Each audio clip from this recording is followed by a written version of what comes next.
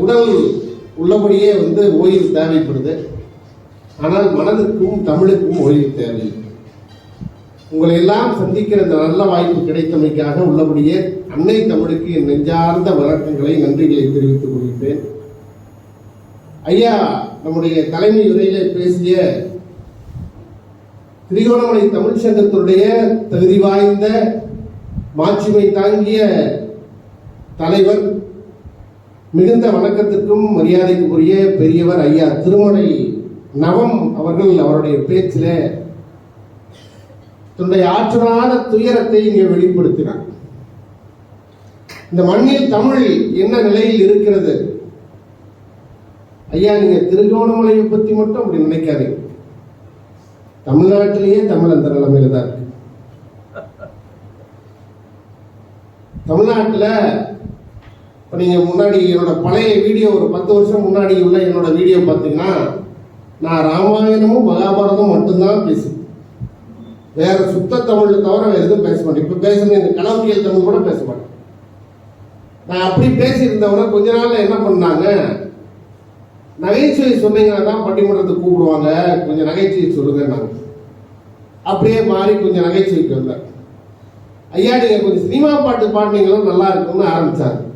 இப்போ என்னை ரிசீவ் பண்ணிட்டு என்னை வரவேற்று கூட்டிட்டு வந்து ஐயா யோகநாதன் சொன்னாரு, ஐயா உங்க பாட்டு தாங்க எங்களுக்கு சூப்பரா பிடிக்கும்.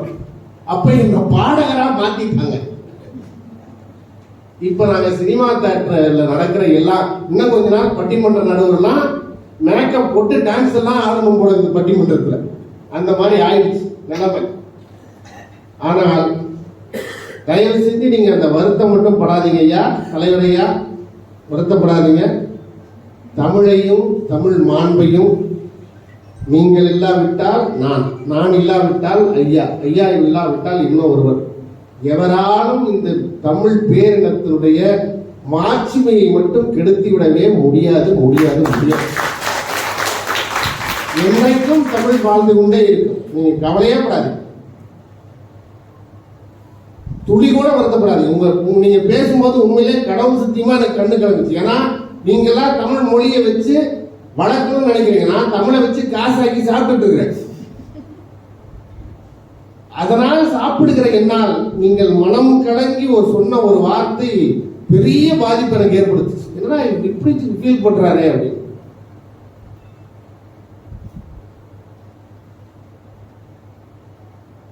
என்று வரை சந்திரனில் ஒளி இருக்கும், என்று வரை சந்திரனில் ஒளி இருக்கும், என்று வரை இமயமலை நிமிர்ந்திருக்கும், என்று வரை நிலவினிலே குளிர் இருக்கும், அன்று வரை தமிழ் மொழியும் நினைத்திருக்கும்.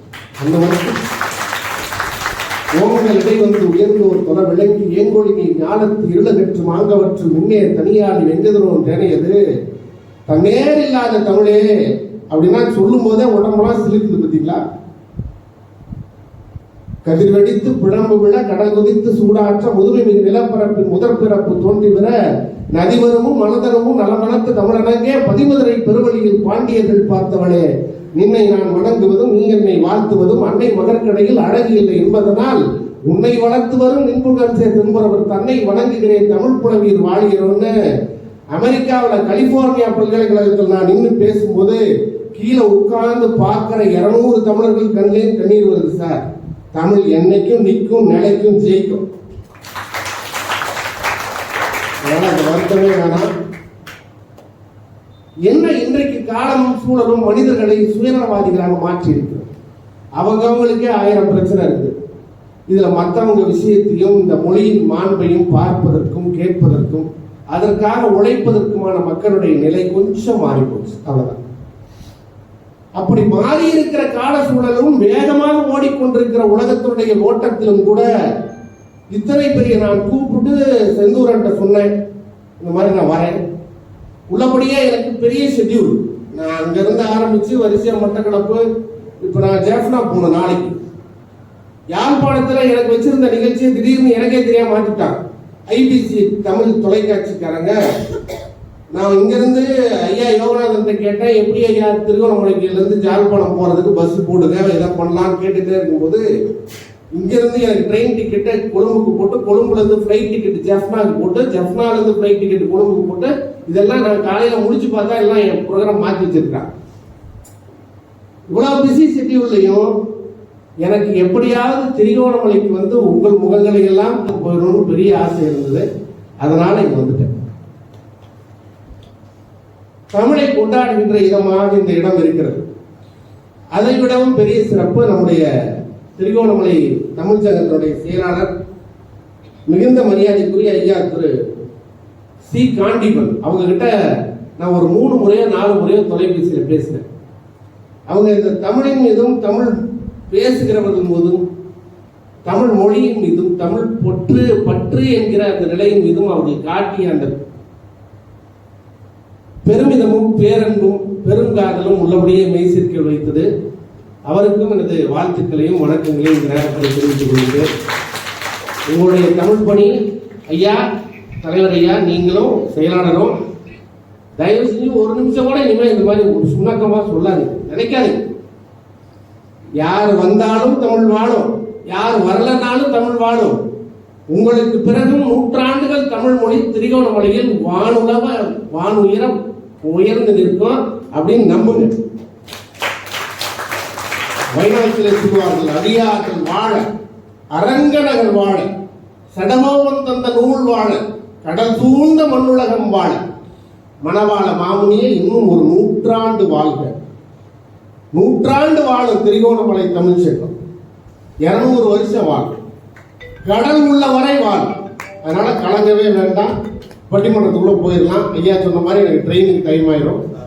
நல்ல ஒரு தலைப்பு, கடைசி வரைக்கும் உட்கார்ந்து. இப்ப நீங்க கலையமுதன் துரைசாமின்னு என்னோட பேரை உங்க ஃபேஸ்புக்லயோ இன்ஸ்டாகிராம்லயோ யூடியூப்லயோ போட்டு பார்த்தீங்கன்னா கிராமங்கள்ல சுமார் ஒரு 5000 பேர் உட்கார்ந்து இருக்கிறாங்க. நீங்க பார்த்தா தெரியும். இங்க உட்கார்ந்து இருக்கிற மக்களுடைய எண்ணிக்கை ரொம்ப கொஞ்சம் குறைவா இருக்கு. ஆனா அதை பத்தி எனக்கு கவலை இல்லை. ஏன்னா தனியா பேசி கூட எனக்கு பழகாச்சு. புதியகம் டிவி இருக்குல்ல, இந்த புதியகம் டிவியில டெய்லி நான் பேசுறத ஒரு 10 நிமிஷம் கிளிப்பிங்ஸ் போடுறாங்க. அது 10 நாளைக்கு ஒரு முறை ஷூட்டிங் எடுக்கிறது. இங்க ஒரு 50-70 பேர் இருக்கீங்க. அங்க யார் இருப்பாங்கன்னா முன்னாடி ஒரே ஒரு கேமராமேன், நான் 2 பேர் மட்டும் தான் இருப்போம். ஒருத்தனுக்கே உட்கார்ந்து பேசுறது எவ்வளவு பெரிய தற்கொலை முயற்சிங்க. 2வது முறை ஷூட்டிங்கு போனப்ப அந்த கேமராமேன் ரெடி ஸ்டார்ட் 5 4 3 2 கோ அப்படின்னு சொல்லிட்டான். நான் பேச ஆரம்பிச்சேன். மனப்பாடம் பண்ணிட்டு போய் 50 ஜோக் சொல்லிட்டா ஒண்ணு கூட வச்சிருக்கல. எனக்கு என்ன 50 ஜோக்கு சொல்லி ஒருத்தரை முன்னாடி இருக்க ஒருத்தனையே சிரிக்க வைக்க முடியலையே. இது ஏர்ல போய் எவன் சிரிப்பா டிவி பார்த்து அந்த பயம் வந்துருச்சு.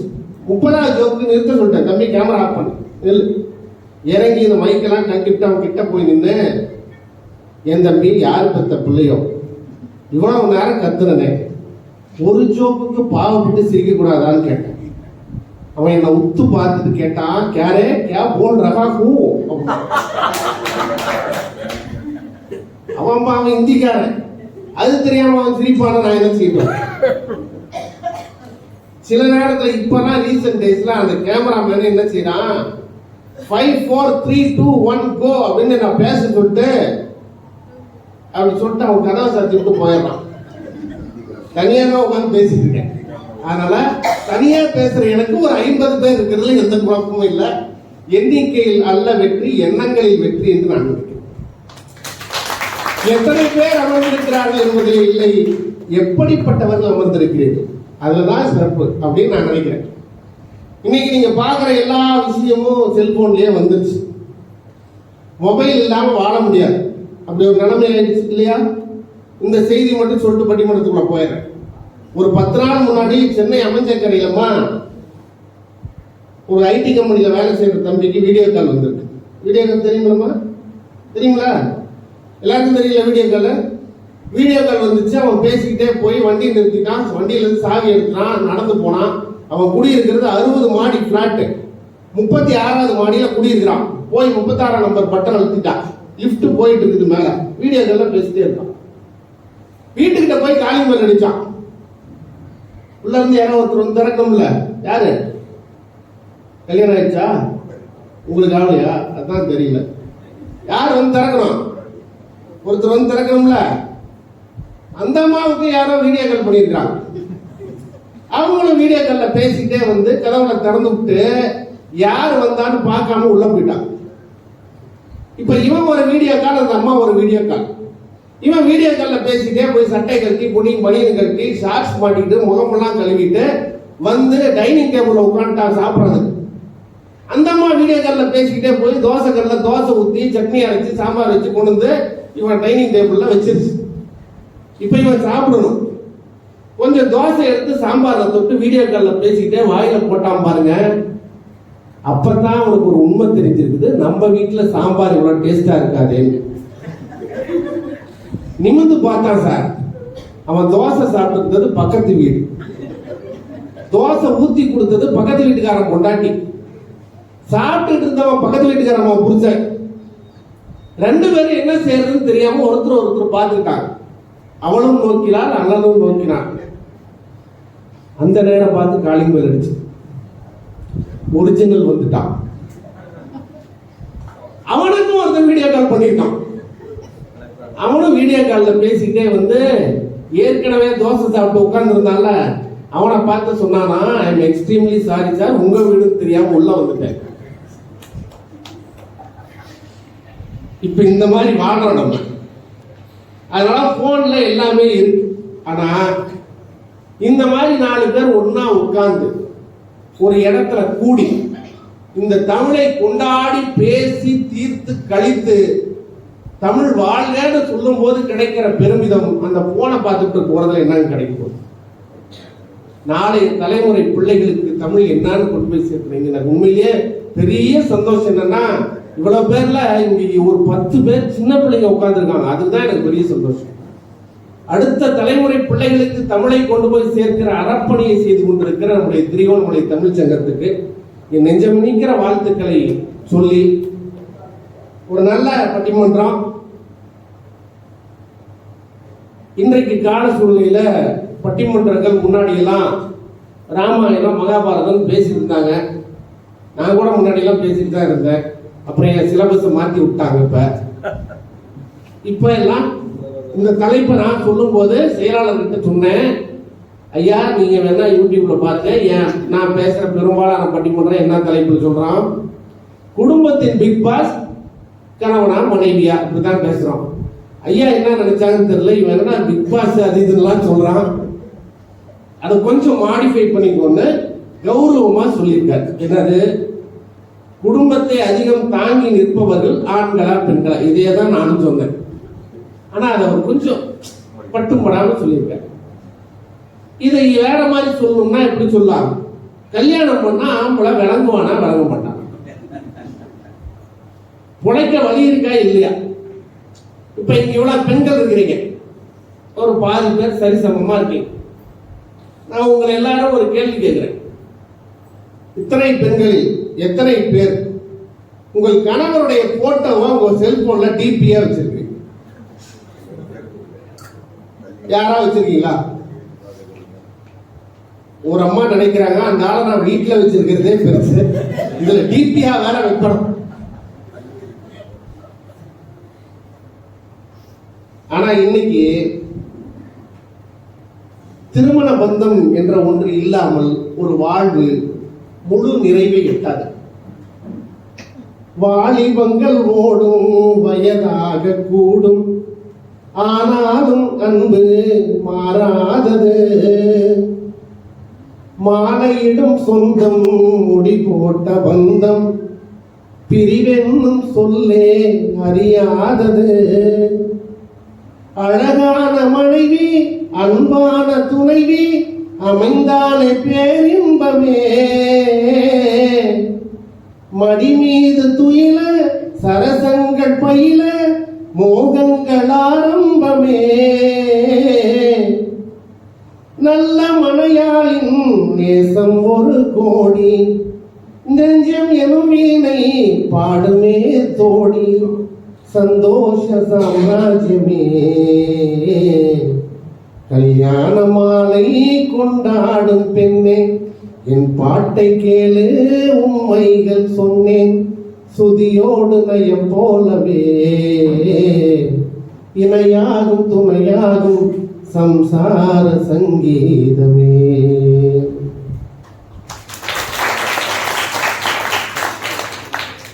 கல்யாணம் ஆனாதான் ஒரு மனுஷனுடைய வாழ்க்கை நிறைவை நோக்கி பயணிக்கும். இந்த திருமணத்தின் பந்தத்திலே ஒரு குடும்பத்தை இல்லறத்தின் நிலையிலிருந்து காக்கிறவர்கள் யார்?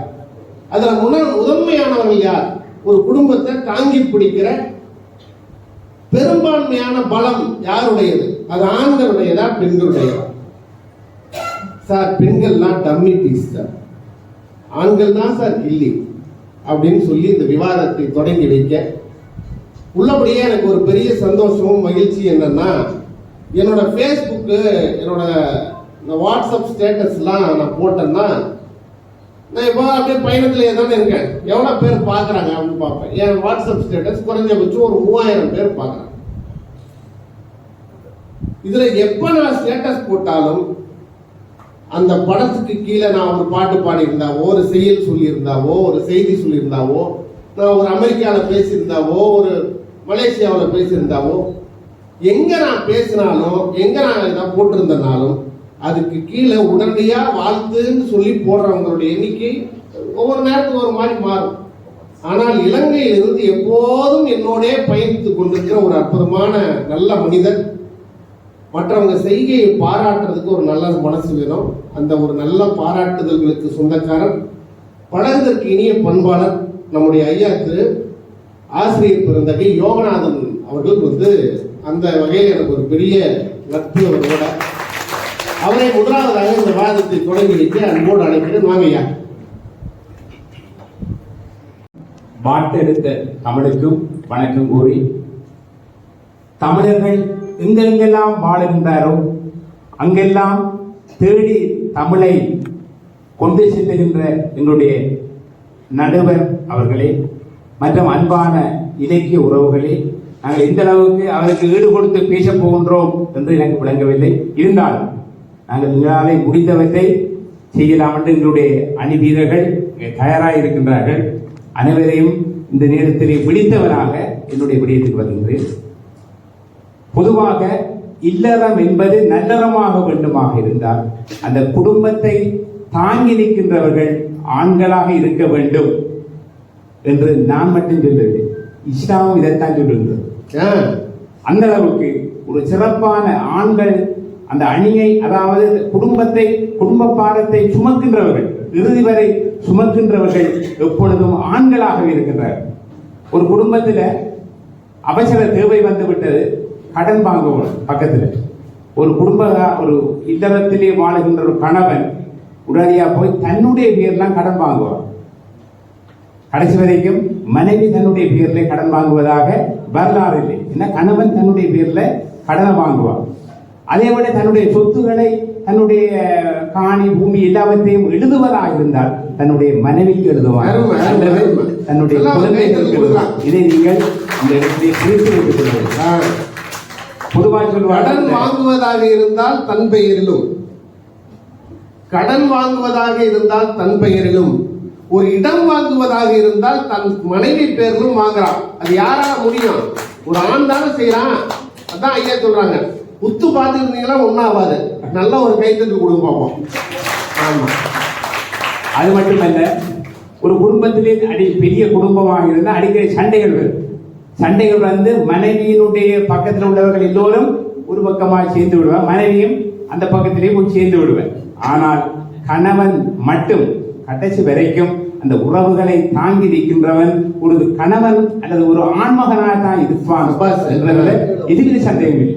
பன்றிகள் தான் கூட்டமாக வரும், சிங்களா இருக்கும்.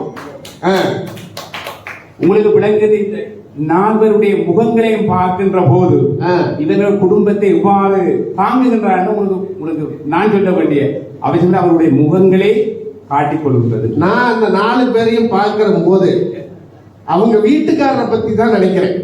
4 பேருடைய வீட்டுக்காரரும் இங்கேயே இவங்க இவ்வளவு பேசணும்னு வந்திருக்கிறாங்களே, வீட்டுல என்னெல்லாம் பேசுவாங்க, அவங்க என்ன செய்வார் அவரு அப்படின்னு தான் நினைக்கிறேன்.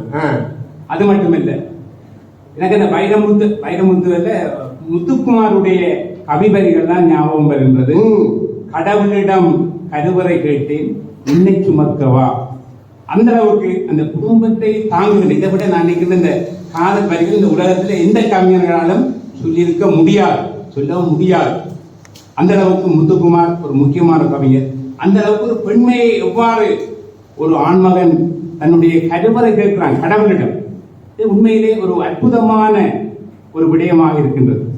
அது மட்டும் இல்லாமல் உங்களுக்கு தெரியும், தமிழ்நாடு ஆடி ஆடி தள்ளுபடிங்க அந்த பெண்கள் முழுவதும் அந்த வீடுகளில் இருக்க மாட்டார். பார்த்தாலும் கடை தெருவிலே சுற்றி கொண்டிருப்பார். போன போக்குல 5-6 சாலைகள் எடுப்பார். கணவனிடம் எவ்வளவு பணம் இருக்குன்னு அவன் ஒரு நாளும் யோசிப்பது கிடையாது.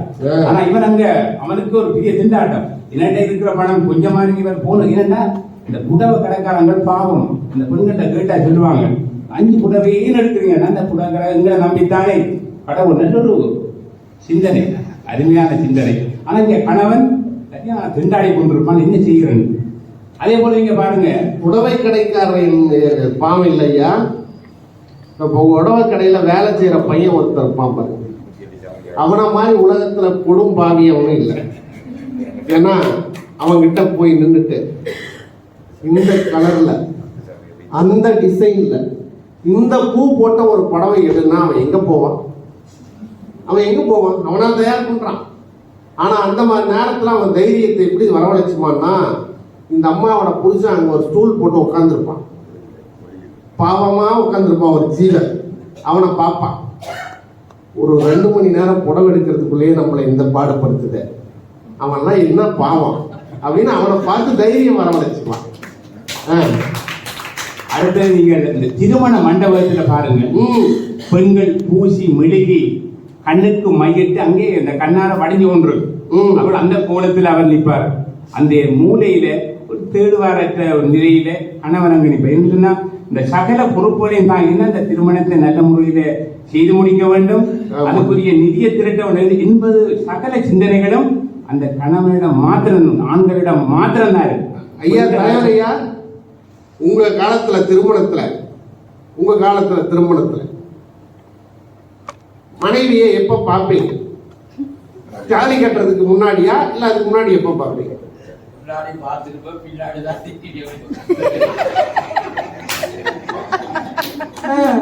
இப்பெல்லாம் என்ன செய்யறாங்க ஐயா, திருமணத்துக்கு முன்னாடியே ப்ரீ வெட்டிங் ஷூட்னு ஒண்ணு அனுப்பிடுறாங்க. இங்க உண்டாது, இலங்கையில உண்டா, நடக்குதா?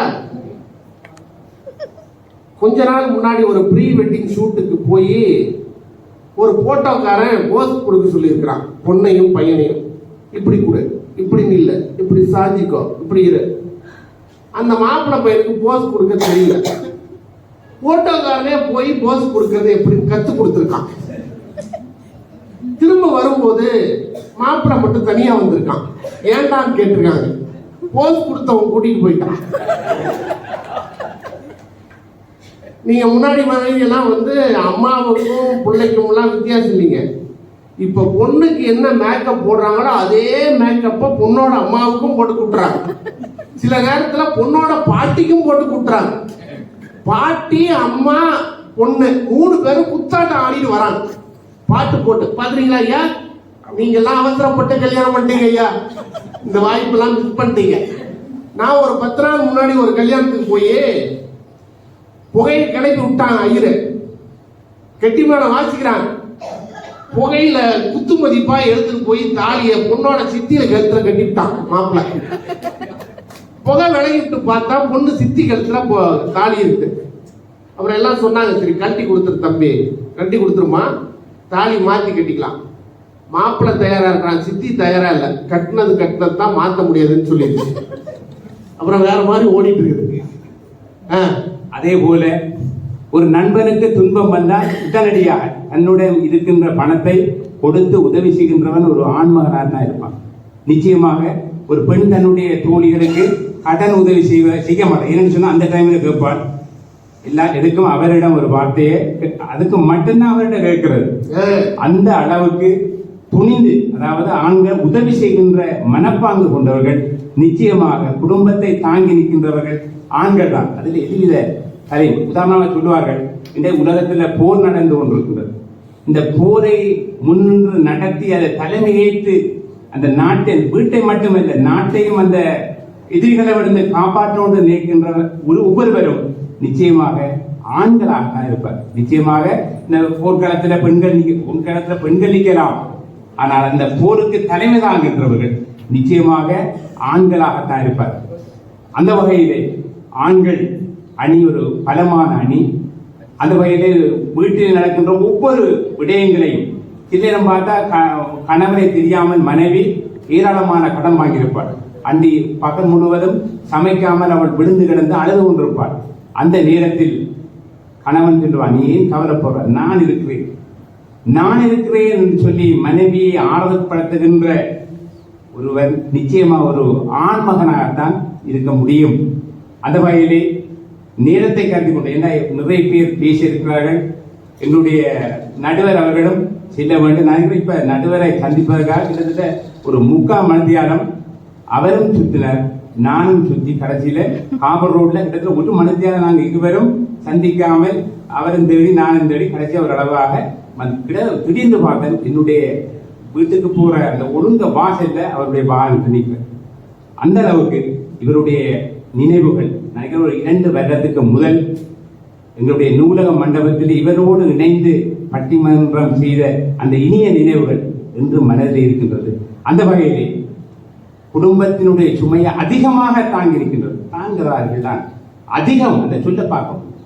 அதிகமாக தாங்கி நிற்கின்றவர்கள் ஆண்களே என்று கூறி நல்ல ஒரு தீர்ப்புக்காக நடுவரை எதிர்பார்த்து விடைபெறுகின்றேன். நன்றி. ஐயா ஒரு இயக்கத்தோட சொல்லிட்டு போயிருக்காரு. ஆண்கள் எந்த அளவுக்கு ஒரு பெருந்தன்மை மிக்கவர்களா இருக்காங்க, அடிக்கடிக்கு கருத்துக்கள் சொன்னார். இப்பெல்லாம் சமையல் பண்ணி தட்டுல போடுறாங்களே இல்லையா, நெட்ல போட்டுறாங்க. எங்க வீட்டுக்காரம்மா ஒரு பாயசம் வச்சாங்க. பாயசம் கொண்டு வந்து என்கிட்ட கொடுக்கறதுக்கு முன்னாடி பாயசத்தை இந்த கையில வச்சு ஒரு செல்ஃபி எடுத்து இன்ஸ்டாகிராம்ல போட்டாங்க. அதுக்கு 1300 பேர் லைக் போட்டுருக்கான். வேலை எவ்வளவு பேர் இருக்கான்னு பாருங்க. நான் பாயசம் முடிச்சோடனே எங்க வீட்டுக்காரம்மா வந்து கேட்டாங்க, பாயசம் குடிச்ச இல்லையா, என் பாயாசத்தை பார்த்துட்டு 1300 பேர் லைக் போட்டிருக்கான், நீ ஒரு லைக்காவது போட்டியான்னு என்ன கேட்டாங்க.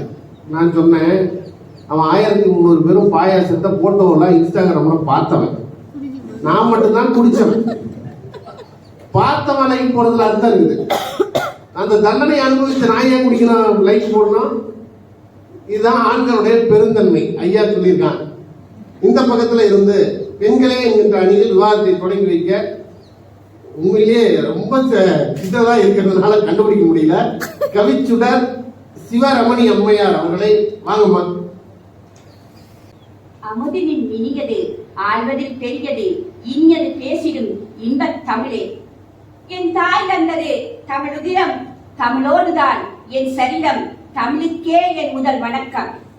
இன்று இந்நிகழ்வை தலைமை தாங்கி நடத்தி கொண்டிருக்கும் எங்கள் தமிழ்ச்சங்கத்தின் தலைவரும் மூத்த எழுத்தாளரும் சிரேஷ்ட ஊடகவியலாளருமான திருமலை நவமையா அவர்களே, கடல் கடந்து வந்திருக்கு செந்தமிழை குலைந்து இந்தமிழாயின் மேடையில் கொட்டிக் கொண்டிருக்கும் நடுவர் பெருந்தகை கலையமுதன் அவர்களே, என் அணியினரே, மொட்டை தலைக்கும் முழங்காலுக்கும் முடிச்சு போட வந்திருக்கும் எதிர் அணியினரே, இதை கண்ணுற வந்திருக்கும் அவையினரே, அனைவருக்கும் என் இந்நேர வணக்கம். குடும்பத்தை தாங்கி நிற்பதே ஆண்களா பெண்களா? கேள்வி ஏன், விடை ஏன், ஐயமே பெண்கள் தானே. பெண்கள் என்று யாவருக்கும் தெரியும் தானே. ஒரு குடும்பத்தில் பெண் இல்லை என்றால் அந்த குடும்பமே குட்டிச்சுவர் என்பார்கள். பெண்ணில்லா வீடு பால் என்பார்கள். பெண்ணை போற்றாதவர்களே இல்லை என்று சொல்லலாம். திருக்குறளில் திருவள்ளுவர் கூட பெண்ணின் பெருந்தக்க யாவுல கற்பெனும் திண்மை உண்டாக பெறின் என்று ஒரு வாக்கியத்தை கூறி வைத்திருக்கிறார். ஒரு பெண்தான் எந்த சிக்கல்களோ, எந்த இன்னல்களோ, எந்த இடர்களோ வந்தால் அதை எதிர்நோக்கி எதிர்த்து தாங்கி நிற்பாள் என்று. அதனால் தான் அங்கு அவர் இந்த கற்பெனும் என்று பொருள் கூறியது கற்பை மட்டும் கூறவில்லை, ஒரு பெண்ணின் மனோ திடத்தை, மனோ வலிமையை குறிக்கின்றார். அப்போ அங்க பெண்கள் தான் அந்த எந்த குடும்பத்திலும் அவர்கள் எதிர்கட்சி எதிரி அணி தலைவர் கூறியது போல ஆண்கள் தான் தாங்கி நிற்கின்றார்கள். ஆண்களுக்கு தேவையானதை மட்டும்தான் ஆண்கள் செய்கிறார்கள். அவர்கள் உழைத்து கொடுப்பார்கள். ஆனால் அதை நிர்வகிக்கும் தன்மையை பெண்களிடம் தான் உண்டு. ஒரு பெண் எத்தனை அவதாரம் எடுக்கின்றார்கள் பாருங்கள். பாரதியா கூட நாணமும் அச்சமும் நாய்க்கு வேண்டுமா, பேரின் நற்குடி பெண்ணறம் ஆகுமா, சாதம் படைக்கவும் செய்திடுவோம், தெய்வ தாரி படைக்கவும் செய்திடுவோம், வல்லமை தந்தது தாய்முலை பாலடா, வல்லமை தந்தது தாய்முலை பாலடா, மானம் காத்திட மனைவி சொல் கேளடா. மனைவி சொல் கேட்டு எந்த குடும்பம் ஒரு தலைமையில் நடக்கின்றதோ அங்குதான் பண்பாடுகள் கலாச்சாரங்கள் எல்லாம் பேணப்பட்டு அந்த பிள்ளைகள் நல்வழி காக்கப்பட்டு அந்த குடும்பம் சீர்குலையாமல் நல்ல வழியில் இயங்கும். ஒரு தலைவனால் முழுசாக அதை செய்ய முடியாது. இப்போது பாருங்கள், இந்த ஒரு பெண்ணை பார்த்து சாதாரணமாக கேட்டு விடுவார்கள், என்னங்க நீங்கள் மார்க்கெட்டுக்கு போய் மரக்கறி வேண்டி தந்துட்டு போங்களே, நீ சும்மாதானே இருக்கிறாய் போயிட்டு வா. இன்று பாடசாலையில் பிள்ளைகளுக்கு மீட்டிங், நீ சும்மாதானே இருக்கிறாய் போயிட்டு வா. இந்த சட்டையில் பட்டன் கலந்து இருக்கிறதே, இதை நீ ஒரு தைத்து வைத்திருக்கலாம் தானே என்று நான் மறந்து விட்டேன். இல்லை, நீ சும்மாதானே இருக்கிறாய், தைத்து வைத்திருக்கலாம் என்று. சும்மாதானே சும்மாதானே சும்மாதானே என்று சொல்லி சும்மாவே அந்த பெண்ணின் மனதை நோகடித்து விடுவார்கள்.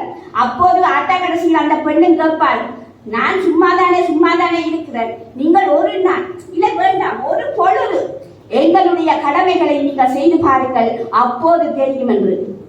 ஒரு பொழுது அவர்கள் ஒரு 10 நிமிடத்தில் செய்யக்கூடிய வேலையை கூட அவர்களால் செய்ய முடியாது. ஏனென்றால் அந்த பெண் அந்த மனசு அந்த மூளை சிந்தனை எல்லாம் அவளுக்கு அந்த வேலையை சுலபமாக வைத்திருக்கும். ஒரு ஆனால் அந்த குடும்பத்தை நிர்வகிக்க முடியாது. இது சாதாரண நிகழ்வுதான். ஒரு பெண் ஒரு குடும்பத்தை பாருங்கள், ஒரு கணவனுக்கு ஒரு பராமரிப்பாளராக சேவகியாக இருக்கின்றார். ஒரு குழந்தைக்கு நல்ல குருவாக வழிகாட்டியாக இருக்கின்றார்.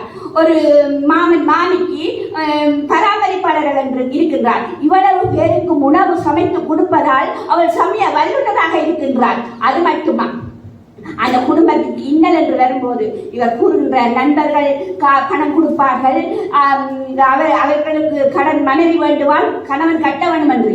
இல்லை, கணவன் சோர்ந்து போய் வந்து நின்றாலும் இந்தாருங்கள் இந்த நகையை கொண்டு அடங்கி வையுங்கள், அல்ல இந்தாருங்கள் கவலைப்படாதீர்கள் என்று சொல்லி ஒரு பெண் தான் அந்த கணவனை ஊக்குவித்து கணவனுக்கு வழிகாட்டுவார். அப்போது அவள் அங்கு ஆலோசகராக இருக்கின்றாள், ஒரு வழக்கறிஞராக இருக்கின்றாள். இப்படி எத்தனை அவதாரங்களை அந்த பெண் எடுக்கின்றாள் பாருங்கள். எங்கட நடுவரவர்கள் நன்றாக கூறின, ஒரு குடும்பத்தில் அன்புதான் முக்கியம். இருமணம் இணைந்தா ஒரு திருமணம், அந்த திருமணத்தில் இல்லற பந்தம் இனிமையாக இருக்க வேண்டும். அப்படித்தான் இப்போது இந்த தலைப்புக்குள் தான் நம்ம நிற்பதுபடியால் விதிவிலக்காக எத்தனையோ விடயங்கள் இருக்கலாம்.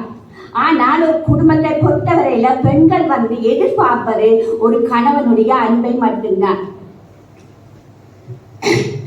அறுசுவை அன்னம் அரண்மனை வாசம் நீ இல்லை என்றால் யார் கேட்டது, ஒரு பிடி சோறு ஒரு முள ஆடை உன் கைகள் தந்தால் பொன் போன்றது, அன்பு எனும் நல்ல தேன் கலந்து இங்கு நான் கொடுத்தேன் மன்னனுக்கு, அந்த மன்னனை தேடிய பாவை ஒரு மாறி வீட்டு ஏழை. எவ்வளவு தத்ரூபமான வரிகள் பாருங்கள். அவர் கூறுகின்றார், நீங்கள் எனக்கு பணமோ பட்டாடையோ பகட்டான வாழ்க்கையோ வேண்டாம், கஞ்சியோ பூலோ கொடுத்தாலும் நான் உங்களுடன் குடும்பம் சந்தோஷமாக நடத்துவேன் என்று. ஒரு வீட்டில் பசிக்கு சாப்பாடு உணவு இல்லை என்றால் கூட அந்த இருக்கிற உணவை எல்லையும் ஏழாக பகிர்ந்து கணவனுக்கும் பிள்ளைகளுக்கும் கொடுத்து விட்டு தான் தண்ணீரை குடித்து தனது வயிற்றை நிரப்பிக் கொள்ளுவார். அதுதான் ஒரு பெண்ணின் மாண்பு. அவ்வே கூட கூறியிருப்பார், இல்வாழ்க்கை இல்லை இல்லை என்றால் இருந்தும் இல்லை என்றாகிவிடும் என்று. அதுபோல்தான் ஒரு பெண் இல்லாவிட்டால் எதுவுமே முடியாது. அந்த அந்த நாங்கள் என்ன சொல்ல வருகிறோம் என்று சொன்னால், பெண்கள் தாங்கி நிற்பது குடும்பத்தை மட்டுமில்லை. இந்த பெண்கள் சரியாக குடும்பத்தை தாங்கி நின்றால் தான் அந்த சமூகமும் சீராயிருக்கும், அந்த நாடும் சீராயிருக்கும். அதற்கு இன்று நாங்கள் அதிகம் போக வேண்டாம். இங்கு இருக்கின்றவர்கள் ஒவ்வொருவர் குடும்பத்திலேயும் பெண்களின் தலைமைத்துவம் தானே இருந்திருக்கும். இன்று நடுவர் பெருந்தகை ஒரு சீரான தாயின் வளர்ப்பில் வந்தமையால் தான் இன்று அவர் தலைமை பண்புடன் இருக்கின்ற அந்த தலைமை பண்பு ஒவ்வொரு அதிகாரியோ ஆசிரியோ, ஏன் அரசன் முதல் ஆண்டி வரை கடைசியில் தஞ்சம் புகுவது யார்? தன் மனைவியோ தாயோ தன் மகளிடம். ஆக அவர்கள் அன்பு என்றாலும் ஓடி நாடுவது ஒரு பெண்ணைத்தான். இந்த பெண்கள் தான் வீட்டின் கண்கள், வீட்டின் முதுகெலும்பு, வீட்டின் அச்சாணி. இறுதியாக ஒன்றை கூற விரும்புகின்றேன் நடுவர் அவர்களே. உங்களுக்கு எங்கள் கண்ணை சரிதான் தெரியும். பாண்டிய மன்னன் பெண்ணுக்கு நீதி, தன்னுடைய நீதி பிறந்ததால், அதாவது தவறான நீதி கொடுத்து விட்டனே என்று சிலமுடைந்த போது அவர் கவலை கொண்டதால் அவருக்கு முதலாவது அட்டாக் வந்ததாக, அதாவது அவருக்கு அதிர்ச்சியில் அட்டாக் வந்ததாக இந்த மருத்துவர்கள் அறிவித்தார்களாம். அதுபோல் பெண்ணின் நீதியை நிலைநாட்டுவீர்கள் என்று நம்பி உங்களிடமிருந்து விடைபெறுகிறேன். நன்றி, வணக்கம்.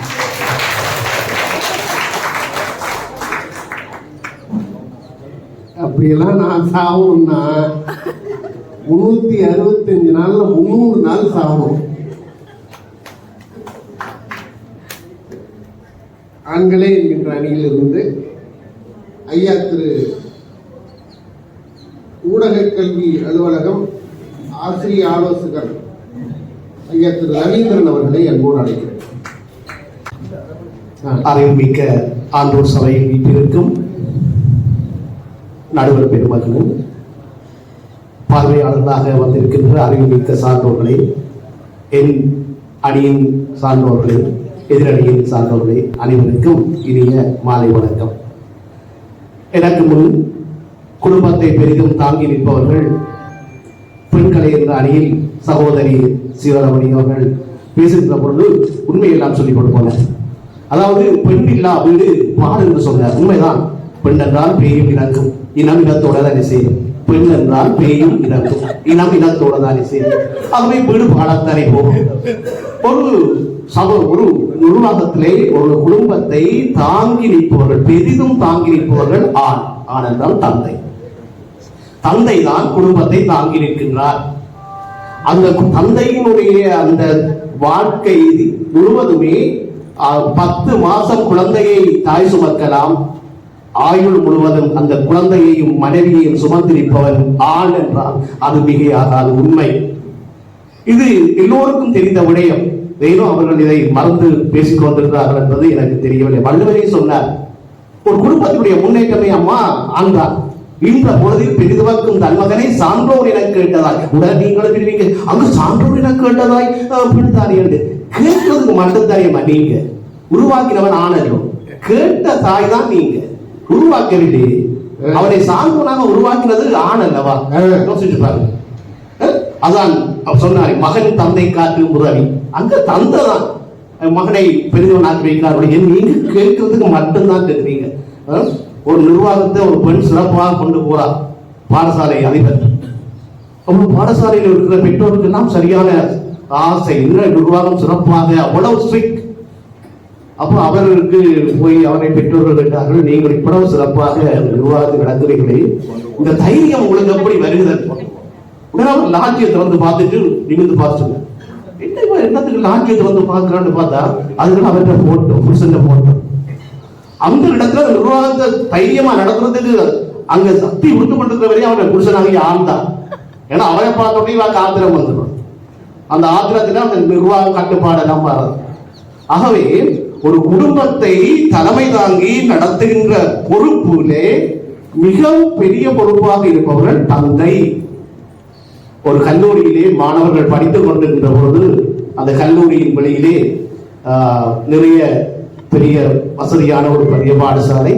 அந்த பாடசாலையின் வெளியிலே நிறைய விலை கூடிய சப்பாத்து நன்கு. அங்கே வந்து அந்த சப்பாத்துகளுக்கு இடையில் மிக பிந்து போன ஒரு சிறப்பு கிடக்கிறது. அந்த செருப்பு யார் என்று சொன்னால் அந்த கல்லூரியிலே படிக்கின்ற அந்த மாணவனுடைய தந்தையினுடைய செருப்பு. அதாவது தன்னுடைய செருப்பு பிந்து போனாலும் பரவாயில்லை, தன்னுடைய நிலை தாழ்ந்து போனாலும் பரவாயில்லை, தன் பிள்ளைகள் நல்ல நிலைக்கு வர வேண்டும் என்று எண்ணுபவர்கள் ஆண்களே என்பது நாம் எல்லோரும் அறிந்த விஷயம். தான் தாழ்ந்து போயும் தன் குடும்பத்தை உயர்த்துகின்ற நிலையில் இருப்பவர்கள் ஆண்கள் தான். அது எல்லோருக்கும் தெரிந்த விஷயம், உண்மையும் அதுதான். இவர்கள் சொல்வது போல அங்கே சிவரமணி சொன்னார், சிலப்பதிகாரத்திலே பாண்டிய மன்னனுக்கு அந்த தவறான தீர்ப்பு சொன்னபடியானால் ஹார்ட் அட்டாக் வந்தார். உண்மையில அவர் ஏற்றுக்கொள்ளலாம், அதை ஏற்படுத்தினதை படுத்தார். நீ தலைவிரி மூலமா வந்து விழுந்த அந்த தலைவிரி மூலத்தை பார்த்த உடனேயே அவருக்கு வருந்தார். இந்த கணவன் நல்ல தூக்கத்தில் வைக்கிறானாம், நடிச்சாமத்துல மனுஷிகளுக்கு நீக்க போடுது வாங்கி பண்ணிக்கலாம். மனுஷன் திடீர்னு முடிச்சு பார்த்துட்டு என்னப்பா செய்கிறேன், இல்ல இந்த செல்போனுக்கு என்னுடைய மேக்கப்போட தான் முகம் பேஸ் கொடுத்தேன், இப்ப அதை ஒன் பண்ணணும். நடிச்சாமம் 12 மணிக்கு மேக்கப் போடுற இடம் போன ஒன் பண்றதுக்கா, ஏன்னா போன்ல மேக்கப் பண்ணின போட்டோம், போன்ல மேக்கப் பண்ணின போட்டோம். நடிச்சாம 12 மணிக்கு அதை ஒன் பண்ண மாட்டோம், மேக்கப் பண்ண தனி வரும். அப்படி இருக்கிறது இன்றைய பெண்களின் நிலை. ஆனா அவன் அப்படி இல்லை, அவன் களைச்சு வந்து உழைச்சு விழுந்து களைச்சு வந்து படுத்திருக்கான். மேக்கப் போட்டு கொண்டு திரிகிறவர்கள் எல்லாரும் குடும்பத்தை தலைமை தாங்கி நடத்துவார்கள் என்பதெல்லாம் காலம் மாறி போய்விட்டது. ஆகவே எனக்கு கொடுக்கப்பட்ட அந்த நேரத்துக்குள்ளே அதாவது குடும்பத்தை பெரிதும் தாங்கி நிற்பவர்கள் ஆண்களே என்று என்னுடைய வாதத்தை முன்வைத்து நேர்மையான தீர்ப்பினை எதிர்பார்த்து என்னோட வாதத்தை முடித்துக் கொள்வேன். நன்றி, வணக்கம். சிறப்பு ஐயா, கண்டென்ட்டோட நிறுத்திட்டார். அருமை. இப்படிதான் இருக்கணும், சுருங்க சொல்லி விளங்க வைக்கணும். 4.4 நச்சுன்னு சொல்லிட்டார். ஆனா என்ன, பெண்கள் மேக்கப் எப்படி போடுறாங்கன்னு சொன்னார். அவங்களுக்கு கூந்தல் இருக்குது, அள்ளி முடிகிறாங்க ஐயா. நமக்கு கொஞ்சம் சூழ்நிலை தெரியல. முன்னாடி எல்லாம் அந்த காலத்துல பட்டிமன்றம் எப்படி தெரியுமா நடந்துச்சுங்க? முதல் பட்டிமன்றம், தமிழ் பட்டிமன்றம் எங்க நடந்துச்சு தெரியுங்களா? திருவிளையாடல் படம் பார்த்திருப்பீங்கள, மதுரையில நக்கீரருக்கும் சிவபெருமானுக்கு தான் முதல் பட்டிமன்றம் நடந்துச்சு. அதோடைய தலைப்பு பெண்களின் கூந்தலில் இயற்கையிலே மனம் உண்டா இல்லையா. அந்த ஆரம்பிச்ச பட்டிமன்றம் தான் 2026 வரைக்கும் நம்ம நடத்திட்டு இருக்கோம். ஆனா இப்ப தலைப்பு மாற்றி வைக்கிறோம், பெண்களின் கூந்தல் இயற்கையா இல்லையா. அதனால கொஞ்சம் தலைப்பு மட்டும் மாற்றி வைக்கிற சூழ்நிலை. ஐயாவுக்கு பதில் சொல்லணும். பெண்களே என்கின்ற அணியிலிருந்து திருமதி சந்திரகலா அவர்களை அன்போடு அழைக்கிறேன். அன்னை தமிழே, அறிவுலக விதை நெல்லே, உன்னை முது பூத்த மொழிக்கெல்லாம் முது சொல்லே, அகரம் போல் சிறந்து அனைத்துலக மொழிக்குள்ளும் சிகரம் போல் நிற்பவனே தாயே தமிழன்னையே வணக்கம். அருமை அருமை அருமை அருமை. அவங்க சொல்ற கவிதை புதுக்கோட்டை ஐயா கவிதை பித்தின உடனே கவிதை, என்னோட இனிய நண்பர் அவரோட கவிதை இங்க வரைக்கும் அவருடைய புகழ் நீங்க பாக்குறீங்க. ரொம்ப சந்தோஷமா. ஐயாட்ட உங்களுக்கு நான் ஒரு முறை போன்ல பேசிருக்கேன். நவம் பேசினால் சமமும் எழுந்து கேட்கும், நவம் பேசினால் சவமும் எழுந்து கேட்கும். அவரது தவம், அவர் தலைமை தாங்கினால் எல்லாமே சுபம். மொத்தத்தில் அவர் எங்களுக்கோர் நரம். தமிழகத்து குடிமனையின் புது வரவே, தமிழகத்து குடிமனையின் புது வரவே, தன்னொழியே தமிழ் தென்றலே, அமிழ்தினிய தமிழ் வளர்க்க அண்டம் கடந்து வந்தவனே, அமிழ்தினிய தமிழ் வளர்க்க அண்டம் கடந்து வந்தவனே, ஞானச் சுடரே ஞானச் செவ்வேளே, வழக்கறிஞனே இலக்கிய சொற்பொழிவாளனே, மனிதவளம் சிறக்க வந்த மாண்பு நேசனே, அகரம் தொட்ட தமிழரெல்லாம் சிகரம் தொட்டுயர, அகரம் தொட்ட தமிழரெல்லாம் சிகரம் தொட்டுயர, கருமம் செய்யும் கரும திருதியே, கலாநிதியே, கரையமுதே கலங்குவிந்து வணங்குகின்றோம். மற்றும் இங்கு வந்திருக்கும் எங்களுடைய கிழக்கு மாகாண முன்னே நாள் கல்வி செயலாளர் திருவாளர் தண்டாயுதபாணி ஐயா, கல்வி அமைச்சர் திருவாளர் தண்டாயுதபாணி ஐயா அவர்களையும் மற்றும் தமிழ்ச்சங்க உறுப்பினர்களையும் ஏனைய பெருந்தலைகளையும் அன்புடன் கரம் குவிந்து வணங்குகின்றேன். முதலில் எங்களுக்கு முன்னர் பேசிய எங்களுடைய திருகோணமலை வலய கல்வி பணிமனையின் உதவி கல்விப்பாளர் திருவாளர் ரவீந்திரன் ஐயா அவர்களுடைய சில விடயங்களுக்கு நான் பதிலளிக்க வேண்டிய கடப்பாட்டில் உள்ளேன். முதலில் அவர் கூறினார், திருவள்ளுவ பெருந்தலையே ஈரடியார் பெண் எப்படிப்பட்டவள் என்று கூறிவிட்டாராம். ஈரடியார் பெண் எப்படிப்பட்டவள் என்று கூறிவிட்டாராம். 1330 குரட்பாக்களால் இந்த உலகை அளந்த வள்ளுவ பெருந்தகை. ஈரடியார் 1330 குரட்பாக்களால் இந்த உலகை அளந்த வள்ளுவ பெருந்தகை தன்னுடைய மனைவி வாசிக்கு இறந்த போது மட்டும் 4 வரிகளால் பாடினார் தெரியுமா? தன்னுடைய மனைவி வாசிக்கு இறந்த போது மட்டும் 4 வரிகளால் பாடினார் அந்த துன்பியல் சோகத்தை. ஆக அந்த வள்ளுவனின் வலதுகரமாகவும் இடதுகரமாகவும் அந்த வள்ளுவனை முழு உலகக்கும் தாங்கி நின்று தந்தது அந்த வாசியின் அம்மையார் என்பதை நான் முதலில் எங்களுடைய ரவீந்திரன் உதவிக்கல்வி படிப்பாளர் அவர்களுக்கு பணிவுடன் கூறிக்கொள்கின்றேன். அடுத்த விடயம், அவர் கூறினார், பாடசாலை வாசலில் தந்தையின் பாதணிகள் இருந்ததாம். தன் மகனின் கல்வி செயற்பாட்டுக்கு தன் வெறுமையான பாதத்தை தாங்கிக் கொண்டு தன் பாதணியையே தன்னுடைய மகனுக்கு ஈர்த்து வழங்கினாராம் ஒரு தந்தை. இது ஒரு எடுகோல். அவர் கூறிய உதாரணம். ஐயா, அன்னை காலங்களில் இந்திய மண்ணில் செங்கம்பளம் விட்டு வரவேற்கப்பட்ட பிரக்ஞானந்தால் என்கின்ற அந்த இளவயதின் சாதனை உங்களுக்கு தெரியுமா? அதாவது போலியோவினால் பாதிக்கப்பட்ட தந்தை, நடக்க முடியாத தந்தை வீட்டில் இருக்கும் போது அந்த பிரக்ஞானந்தா என்று சொல்லப்படுகின்ற அந்த சதுரங்க வீரன் நோர்வே நாட்டில் அந்த காசன் என்று சொல்லப்படுகின்றவனை வெல்வதற்காக அங்கே அவையினுள் போட்டி நடந்து கொண்டிருக்கின்றது. ஒற்றை காலில் நின்றால் அவனின் தாய், அந்த பிரக்ஞானந்தாவின் தாய் அந்த கலவோரத்தில் அந்த விருது கிடைக்கும் வரைக்கும், அந்த வெற்றி செய்தி வரும் வரைக்கும் ஒற்றை காலில் நின்றார். எனவே அன்பார்ந்த பெரியோர்களே, வெறுமனே குடும்பத்தை தாங்கி நிற்பவள் மட்டுமல்ல பெண். இங்கு தலைப்பில் மாற்றம் வேண்டும் ஐயா. கலையமுதா, உங்களுடைய வாழ்நாளில் பெரும்பாலும் 300 நாட்கள் நீங்கள் தேசாந்திரமாக பயணிப்பதாக கூறினீர்கள். அந்த 300 நாட்கள் உங்கள் குடும்பத்தை தாங்கி நிற்பது உங்களுடைய மனைவி என்பதை ஏன் மறந்து விடுகிறீர்கள்? மனக்குள்ள இருக்கட்டும், இதற்காக பண்ணிடாதீங்க. வெறுமனே குடும்பத்தை தாங்கி நிற்பவள் பெண் என்கின்ற அந்த ஒற்றை சொல்லை ஒரு வட்டத்துக்குள் அடக்குவதைத்தான் நான் மறக்கின்றேன். வெறுமனே குடும்பத்தை தாங்கி நிற்கும் ஒரு பெண் என்கின்ற அந்த ஒற்றை சொல்லை ஒரு வட்டத்துக்குள் அடக்காதீங்க. இந்த உலகத்தையே தாங்கி நிற்கும் ஒரு பிரபஞ்ச சக்தி பெண் என்பதை நான் கூறுகின்றேன். இந்த உலகத்தை தாங்கி நிற்கும் பிரபஞ்ச சக்தி பெண் உங்களுக்கு தெரியுமா? கடந்த ஆண்டு ஜூலை மாதம் இந்த பிரபஞ்சமே விறுவிறுப்பாக இருந்தது, ஆச்சரியமாயிருந்தது, விண்வெளியை உற்று நோக்கியது.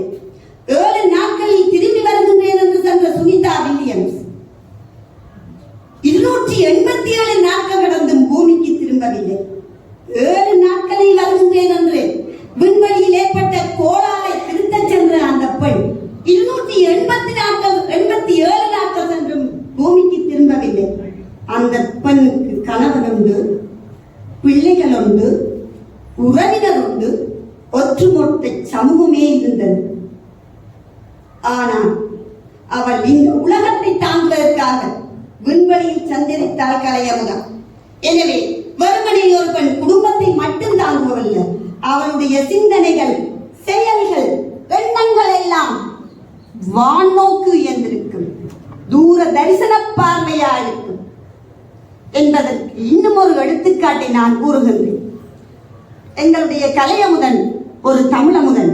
அவருக்கு தெரியும் கோப்பெரும் பிசிராந்தையாருக்கும் கோப்பெரும் சோழனுக்கும் இடையிலான அன்பு அவருக்கு தெரிந்திருக்கும். பிசிராந்தையார் ஒரு மிகச்சிறந்த புலவர், கோப்பெரும் சோழன் அவருடைய மிகச்சிறந்த நண்பர். ஒரு முறை கோப்பெரும் சோழன் வடக்கிருக்கிறார். அவரை சந்திக்க பிசிராந்தையார் செல்கின்றார். 80 கடந்த பிசிராந்தையார் இளமையில் இருக்கின்றார். பார்ப்பதற்கு ஒரு இளைஞனாய் இருக்கின்றார். அப்பொழுது அங்கிருந்தவர்கள் கேட்கின்றார்கள், இவ்வாறு ஒரு இளமை எவ்வாறு கிடைத்ததன்? எங்களுடைய கலையமுதன் இவ்வாறு இருக்கின்றாரே, ஒரு அஜித்தும் விஜயும் சேர்ந்த ஒரு சாயலில் இருக்கின்றாரே, அப்படி ஒரு அந்த சாயலில் இருந்த போது அந்த சுற்றி கோப்பரஞ்சேரனை சுற்றி இருந்தவர்கள் கேட்டார்கள், இத்தகைய ஒரு இளமைக்கு காரணம் என்ன? அவர் கூறினார், மாண்டையன் மனைவியோடு மக்களும் நிரம்பினர், மாண்டையன் மனைவியோடு மக்களும் நிரம்பினர், மாட்சிமை பொருந்திய என் மனைவியோடு எனக்கு பிள்ளைகளும் இருக்கிறார்கள். ஆக குடும்பத்தை தாங்குவதற்கு மிகச் சிறந்த ஒரு தூணாக பெண்தான் இருக்க முடியும். இன்னும் ஒரு விடயத்தை கூறுகின்றேன். இன்னுமா நேரம் இல்லையே, கொஞ்சம் முடிச்சீங்கன்னா 10,400 பாடல்களால் உங்களுக்கு கம்பராமாயணம் தெரிந்திருக்கும், 1,00,000 ஸ்லோகங்களால் பாரதம் தெரிந்திருக்கும். ஆனால் 35 லட்சம் கோவைகளால் அன்னையில் பேசப்படுகின்ற ஒரு காவியம் இருக்கின்றது. ஜெஃப்ரி எப்சனின் காவியம். 35 லட்சம் வயல்களாலான கோவைகளால அந்த 35 லட்சம் கோவைகளுக்குள் மறைந்திருக்கின்ற பெண்ணியம் இன்று பேசப்பட வேண்டும். அந்த அவலம், அந்த துன்பியல் இன்று பேசப்பட வேண்டும். ஆக எத்தனையோ துன்பங்களை கடந்து குடும்பத்தை தாங்குகின்ற ஒற்றை பெற்றோர்கள் எங்கள் நாட்டில் 1000 பேர் இருக்கின்றார். 30 ஆண்டு கால யுத்தத்தின் பின்னர் எங்களுடைய நாட்டில் ஒற்றை பெற்றோர்களாக குடும்பத்தை தாங்கி நடத்துகின்ற பெண்கள் ஏராளம் ஐயா. அவர்களுக்காக நாங்கள் வாழ்த்து கூற வேண்டும். இறுதியாக நேரம் கருதி நான் முடிக்கும் முன்னர் எல்சல்வடோர் நாட்டு ஒரு பாடல் ஒன்று இருக்கின்றது. எல்சல்வடோர் நாட்டில் ஒரு பாடல், அதாவது காலையில் சிறுமி ஒருத்தி கழுதை மீது அமர்ந்து சவாரி செல்கின்றார். காலையில் இது குறியீட்டான பாடல். உள்ளார்ந்த அர்த்தம் என்னவென்று நீங்கள் தான் தேடிக்கொள்ள வேண்டும். காலையில் சிறுமி ஒருத்தி சிறுத்தை மீது இருந்து சவாரி செல்கின்றார். சிறுமி முகத்தில் புன்னகை இருந்தது.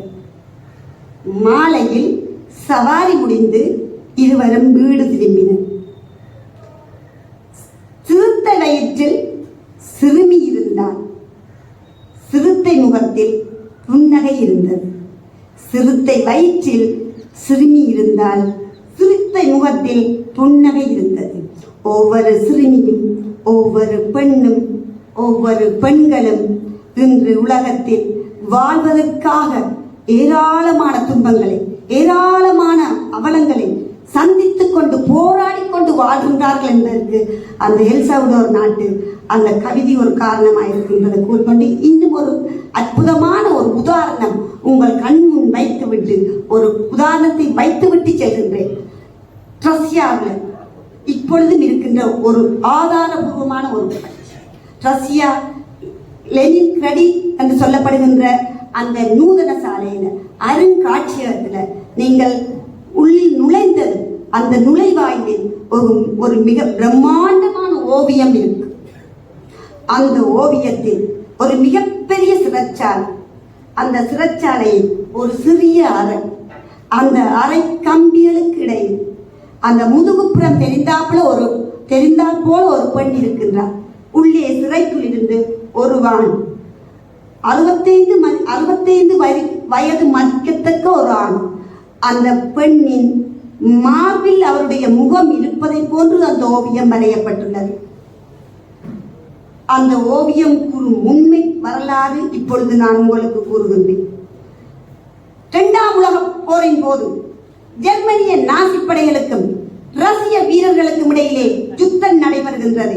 இப்பொழுது நடைபெறுவதைப் போல அந்த யுத்தத்தின் போது ஜெர்மனிய படைகள் ரஷ்ய நாட்டுக்கு சென்று பெருமளவான ஆட்களை பிடித்து செல்கிறார்கள். அப்படி பிடித்து செல்லப்பட்டவர்களை ஜெர்மனிய நாட்டில் கடும் குளிரில் உணவு வழங்காது தானாகவே மரணத்தை தேடுவதற்கு காரணமாக இருக்கிறார்கள். உணவு வழங்கப்படவில்லை, கம்பளி வழங்கப்படவில்லை. அந்த ஜெர்மனிய நாட்டு சிறைக்குள் அவர்கள் அடைக்கப்படுகிறார்கள். ரஷ்ய வீரர்கள், அந்த வீரர்கள் தினந்தோறும் செத்துக் கொண்டிருக்கிறார்கள், அடைக்கப்பட்டவர்கள். அந்த வீரர்களை பார்க்க செல்ல முடியும், ஆனால் ஒன்றும் கொண்டு செல்ல முடியாது, கைகளில் ஒன்றும் கொண்டு செல்ல முடியாது. இந்த 65 வயது மதிக்கத்தக்க அந்த நபரை, அவர் ஒரு தளபதி, ஜெர்மனிய நாட்டைச் சேர்ந்த தளபதி. அந்த தளபதியை பார்ப்பதற்காக அவருடைய மகள் தினமும் சென்று வருகின்றார், வருங்கையுடன் சென்று வருகின்றார், சென்று வந்து கொண்டே இருக்கின்றார். அந்த சிறையில் இருந்தவர்கள் அத்தனை பேரும் மாண்டு விட்டனர். ஆனால் அந்த 65 மதிக்கத்தக்க அந்த வயோதிபர் மட்டும் மாளவில்லை. இந்த வேளையில ஜெர்மனிய படைகள் ரஷ்ய படைகளிடம் சரண்டர் ஆகி விடுகின்றன. எனவே ரஷ்ய வீரர்கள் ஜெர்மனிக்கு திருப்பி அனுப்பப்படுகின்ற சூழ்நிலை வருகின்ற அந்த ஒரே ஒரு 65 வயது நபர் மட்டும் திருப்பி செல்கின்றார். இது எவ்வாறு ஆனது? அந்த மகள் தன்னுடைய குழந்தைக்கு கொடுக்க வேண்டிய தாய்ப்பாலை தினந்தோறும் தன் தந்தைக்கு கொடுத்து அந்த தளபதியை, தன் தந்தையை உயிர்ப்பித்ததாக அந்த சித்திரம், அந்த ஓவியம் இன்றும் வரலாறாக பதிவு செய்யப்பட்டது. ஒரு பெண் நினைத்தால் தாயாய், தந்தையாய், மனைவியாய் பல்துறை ஆற்றல் கொண்டவளாக இந்த உலகை அலங்கரிக்க முடியும் என்பதற்கு இது ஓர் எடுத்துக்காட்டு. ஒட்டுமொத்தத்தில் குடும்பத்தை மட்டுமல்ல, இந்த உலகத்தையே தாங்கி நிற்கும் மிக பெரும் பிரபஞ்ச சக்தி பெண் என்று ஆணித்தரமாக கூறி விடைபெறுகின்றேன். நன்றி, வணக்கம். வாங்க நாத்தூர் ரகுராம், வாங்க ரகுராம், நீங்க வாங்க வாங்க வாங்க வாங்க, நேரம் இல்லை. மாநகர சபையில் ஒரு பரவாயில்லை. இது என்ன பிரச்சனைடா, நாங்க என்ன வந்திருக்கோம், என்ன தலைமை தந்திருக்கு, எங்க நிக்கிறோம், அது முதல் எங்களுக்கே விளங்கும். இல்லாம அங்க இங்க சொல்லி இந்த உலகம் எல்லாம் போய் வார நாங்கள் எப்படி வீட்டை பார்க்கறது? இப்ப நீங்க பாருங்க, எங்கட ஸ்கூல்கள்ல நான் இந்த ஒருத்தரை விழிக்கல மணிக்குளம் சார் எல்லாம் ப்ளீஸ் சார் நான் வாங்கியாகும். இப்ப என்னடா, ஸ்கூல்ல பேப்பரா கொடுக்குறோம், பிள்ளைகளுக்கு கொடுத்தா கேள்விக்கு பதில். என்ன கேள்வி? கேள்விக்கு பதில்னா விட. ஒரு கேட்ட கேள்வி என்ன? குடும்பத்தை தாங்கிறவன் ஆனா பண்ணும். நான் இந்த நாட்டுக்கு ராக்கெட்டுக்கு ரஷ்யாவுக்கு ஜெயிலுக்கு ஓவியத்துக்கு போயிருக்கிறான் அப்படின்னு காட்டுவேன். அப்ப எப்படி பிள்ளை பாஸ் பண்ணும்? பிள்ளை தான் செய்யுது. தமிழ் எத்தனை கிளம்பினி நான் நேற்று படக்கக்குள்ள சாப்பிட்ட முடிஞ்சு விடுதல் முதுதானையா. எங்களோட பிரச்சனை இங்க தந்த தேவை என்னவோ நாங்க போறது இங்க. இங்க வந்தது நாங்க விவாதம். விவாதம் கேள்விக்கு பதில் சொல்லணும், ஏறணும். அது கூட கவிதை வாசி வாசி வாச்சா டீச்சர் சூப்பரா இருக்கு, எத்தனை நாளை கூட உங்களோட கவிதை வேணும், அருமை. ஆனா நாங்க கதைக்கிற விவாதம் வேணும், கதை பார்ப்போம். அப்ப அந்த விஷயத்துல சார் தலைவர் கலைமுதல் கொஞ்சம் ஜோதிச்சு பாருங்க, அப்படி நீங்க பதில் கொடுக்கணும். இப்படித்தான் எங்களை வீடுகள் இருக்கிறது. Right, okay. ஒன்று. ரெண்டாவது, இந்த பூமியை பற்றி கேட்கிறோம், வீட்டை பற்றி கேட்கிறோம். வீட்டுல மூணெல்லாம் வடிவா தான் கிடக்குது, வீடெல்லாம் நல்லா தான் கிடக்குது. ஆனா அந்த வீட்டை கட்டுற நிலம், அந்த வீட்டுல நிற்கிற நிலத்தை பாருங்க, அப்புறம் எப்படி இருப்பாரு. ஓரமா ஒரு கதிரையில அமைதியா இருந்த கடனை எல்லாம் ஜோதி கொண்டு இந்த பிள்ளைகளை எப்படி கரை சேர்க்கிற, இந்த பஞ்சாயத்துக்கு எப்படி நீக்கப்பு காப்பாற்ற, எப்படி எடுக்கிறேன் அப்படியே அமைதியா இருப்பார். அவன் தானே குடும்பத்தை தாக்குறான். அதை விட்டு கொண்டு அப்பா சங்கிலிவனன், அப்பா வீடு காட்டு, அப்பா மாடியை கட்டு, அப்பா கார் வாங்கலே, அப்பா இவனை எப்படி நாங்கள் வீட்டை தாங்கிறது தாங்கிற கஷ்டம். அப்ப அங்க செய்கிறது யார்? ஆம்பளை தான் ஜோதி கொண்டு கதிரையில வேலையை முடிச்சு வந்து நீ அடுத்து என்றாப்பா செய்கிறது என்ன விட யாராவது நிற்கிறது ஜோதி கொண்டே இருக்க வீட்டை தாங்கி கொண்டு இருக்கிறோம். அப்ப என்ன வழி? அந்த குடும்பத்தை தாங்கிறது ஆண்களாகத்தான் இருக்குமே ஒழிய பெண்கள் சற்று குறைவு என்றதான் எங்களுடைய வாதம். இதற்கு மேல பார்த்தா நான் ஒரு வங்கியாளர் மேனேஜர் சொல்றாங்க, நன்றி. நான் இப்ப எல்லா ஸ்கூல்களுக்கும் எல்லா இடங்களுக்கும் போய் அலைஞ்சு இந்த அக்கௌண்ட்டை தரவோ அதை செய்யோ எனக்கு முன்னால வர்ற எல்லாமே எங்கட ஆசிரியர் தர்ற டீச்சர்ஸ். பிள்ளைகளோட தருவாங்க. அப்ப பள்ளியோட பார்த்தட ஐயா கலையை ஐயா வந்து சொன்ன மாதிரி இப்படி கூட்டமா அவங்க தாய்மார் இருப்பாங்க, அங்கே ஒன்று அப்பா இருப்பாங்க. எந்த கதையெல்லாம் கேட்டு அக்கௌண்ட் அது இருக்கு இது இருக்கு எல்லாத்துக்கும் ஓம் சார் நல்ல சார் திரௌபதி ஓம் சார் அப்ப எழுதுவாங்க. அவர்கிட்ட எடுத்து வரல, அவர்கிட்ட சொல்லாம செய்யலாது, அவர் தான் கையெழுத்து போடும் முடிச்சிடலாம். உங்க எங்க அப்ப நீங்க தாங்குறீங்க, எப்படி தாங்கணும்? ஓம் சார் நல்ல சார் எந்த பிள்ளை சார் நான் தான் சார் எழுதுவோம் சார் இங்க ஒன்றாங்க சார் எந்த பேருக்கு தான் சார் ஜர்மனி ரகுராம் சார் எந்த பிள்ளை அபிநயா சார் அதுதான் தாங்குறது. இது மாதிரி அவருக்கு அங்கே கேட்டுட்டு வாங்க, அவரை கேட்காம ஒன்று சொல்லலாது. ஏனப்பா இப்படி இன்னுமே நீங்க தாங்கிறதுக்கு ரெடி இல்ல. எந்த டாக்குமெண்ட் கொண்டு கொடு, எந்த டாக்குமெண்ட் பாருங்க, முன்னுக்கு அப்ப நல்லது புருஷன் பேரை போட்டுதான் பின்னுக்கு அங்க போயிருந்த. அப்ப ஏன் நீங்க தாங்க இல்ல, எல்லாம் வண்டியறீங்க நான் தான் என்று குடும்பத்துக்கு பாருங்க, ரொம்ப கஷ்டமா தான் இருக்குது. சோ தலைவரே, இது உங்கள் சார்ஜ், நீங்க வழியா தீர்மானிக்கணும். இந்த தமிழுக்கு கவிதைக்கு அந்த அதுகளை பசங்கி போய் வாங்கிக்கிறீங்களோ நீங்க முடிவை விளையாடுறீங்க பார்த்து செய்யணும். அதுக்காக போகும். சாரியாக ஃப்ரீயாக கேட்கிறேன். உங்களோட தமிழுக்கு எல்லாம் ஏதாவது பாருங்க உருட்டி எடுக்கிறோம். அடுத்து இந்த மொட்டந்தாளுக்கும் முழந்தாளுக்கு முடிச்சு போட்டுன்னு சொல்லி கொண்டிருக்கிறாங்க பக்கத்துல. மொட்டந்தலைக்கும் முழந்தாளுக்கும் யார் விளையாட முடிச்சு போட்டு கொண்டு யார் முடிச்சு நாங்கள் நிற்கிறோம் ஆம்பளையாண்டு. இது வந்து அந்த உரம் இல்லாம வந்து மேடம் போற கவிதை வாங்கி பிடிச்சி கொண்டு போறாங்க.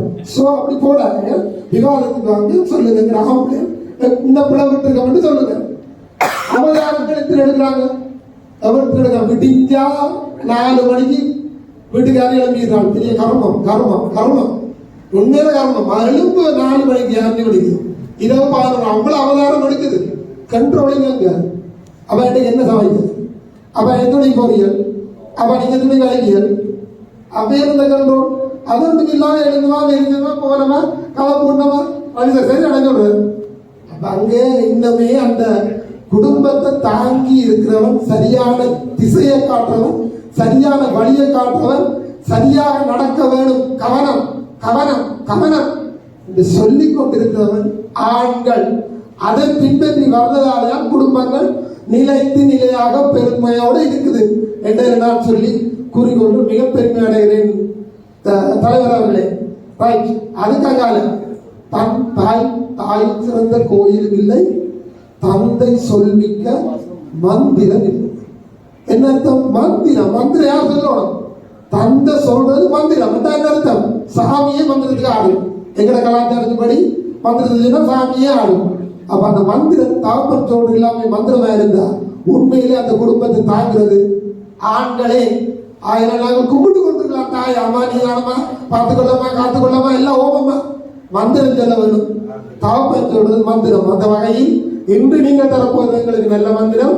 இந்த தமிழுக்கு கவிதைக்கு அடுக்கு தமிழுக்கு மயங்கி நீங்க சோட போயிடாம உங்களோட மனச்சாட்சியை தொட்டு நீங்கள் எத்தனை உலகம் போனாலும் உங்களோட வீட்டுல உங்களோட மனைவி உங்களோட குடும்பத்தை மிக அழகாக 300 நாள் பார்த்தாலும் உங்களோட கமாண்டிங் என்ன பொறுத்து நீங்க செய்து கொண்டே இருப்பீர்கள். போனியா, எடுத்தியா, வாங்கினியா, நிகிரியா என்று கேட்டு இருக்கிற அந்த தலைமை நீட்சி தான் இன்றைக்கு உங்களோட மனைவி உங்களோட குடும்பத்தை 300 நாள்ல 3000 நாளும் பார்த்துக் கொள்ளுவார். அந்த வகையில் தூணாக நிற்பது ஆண்களே ஆண்களே ஆண்களே தலைவரே வாங்கினார்கள்.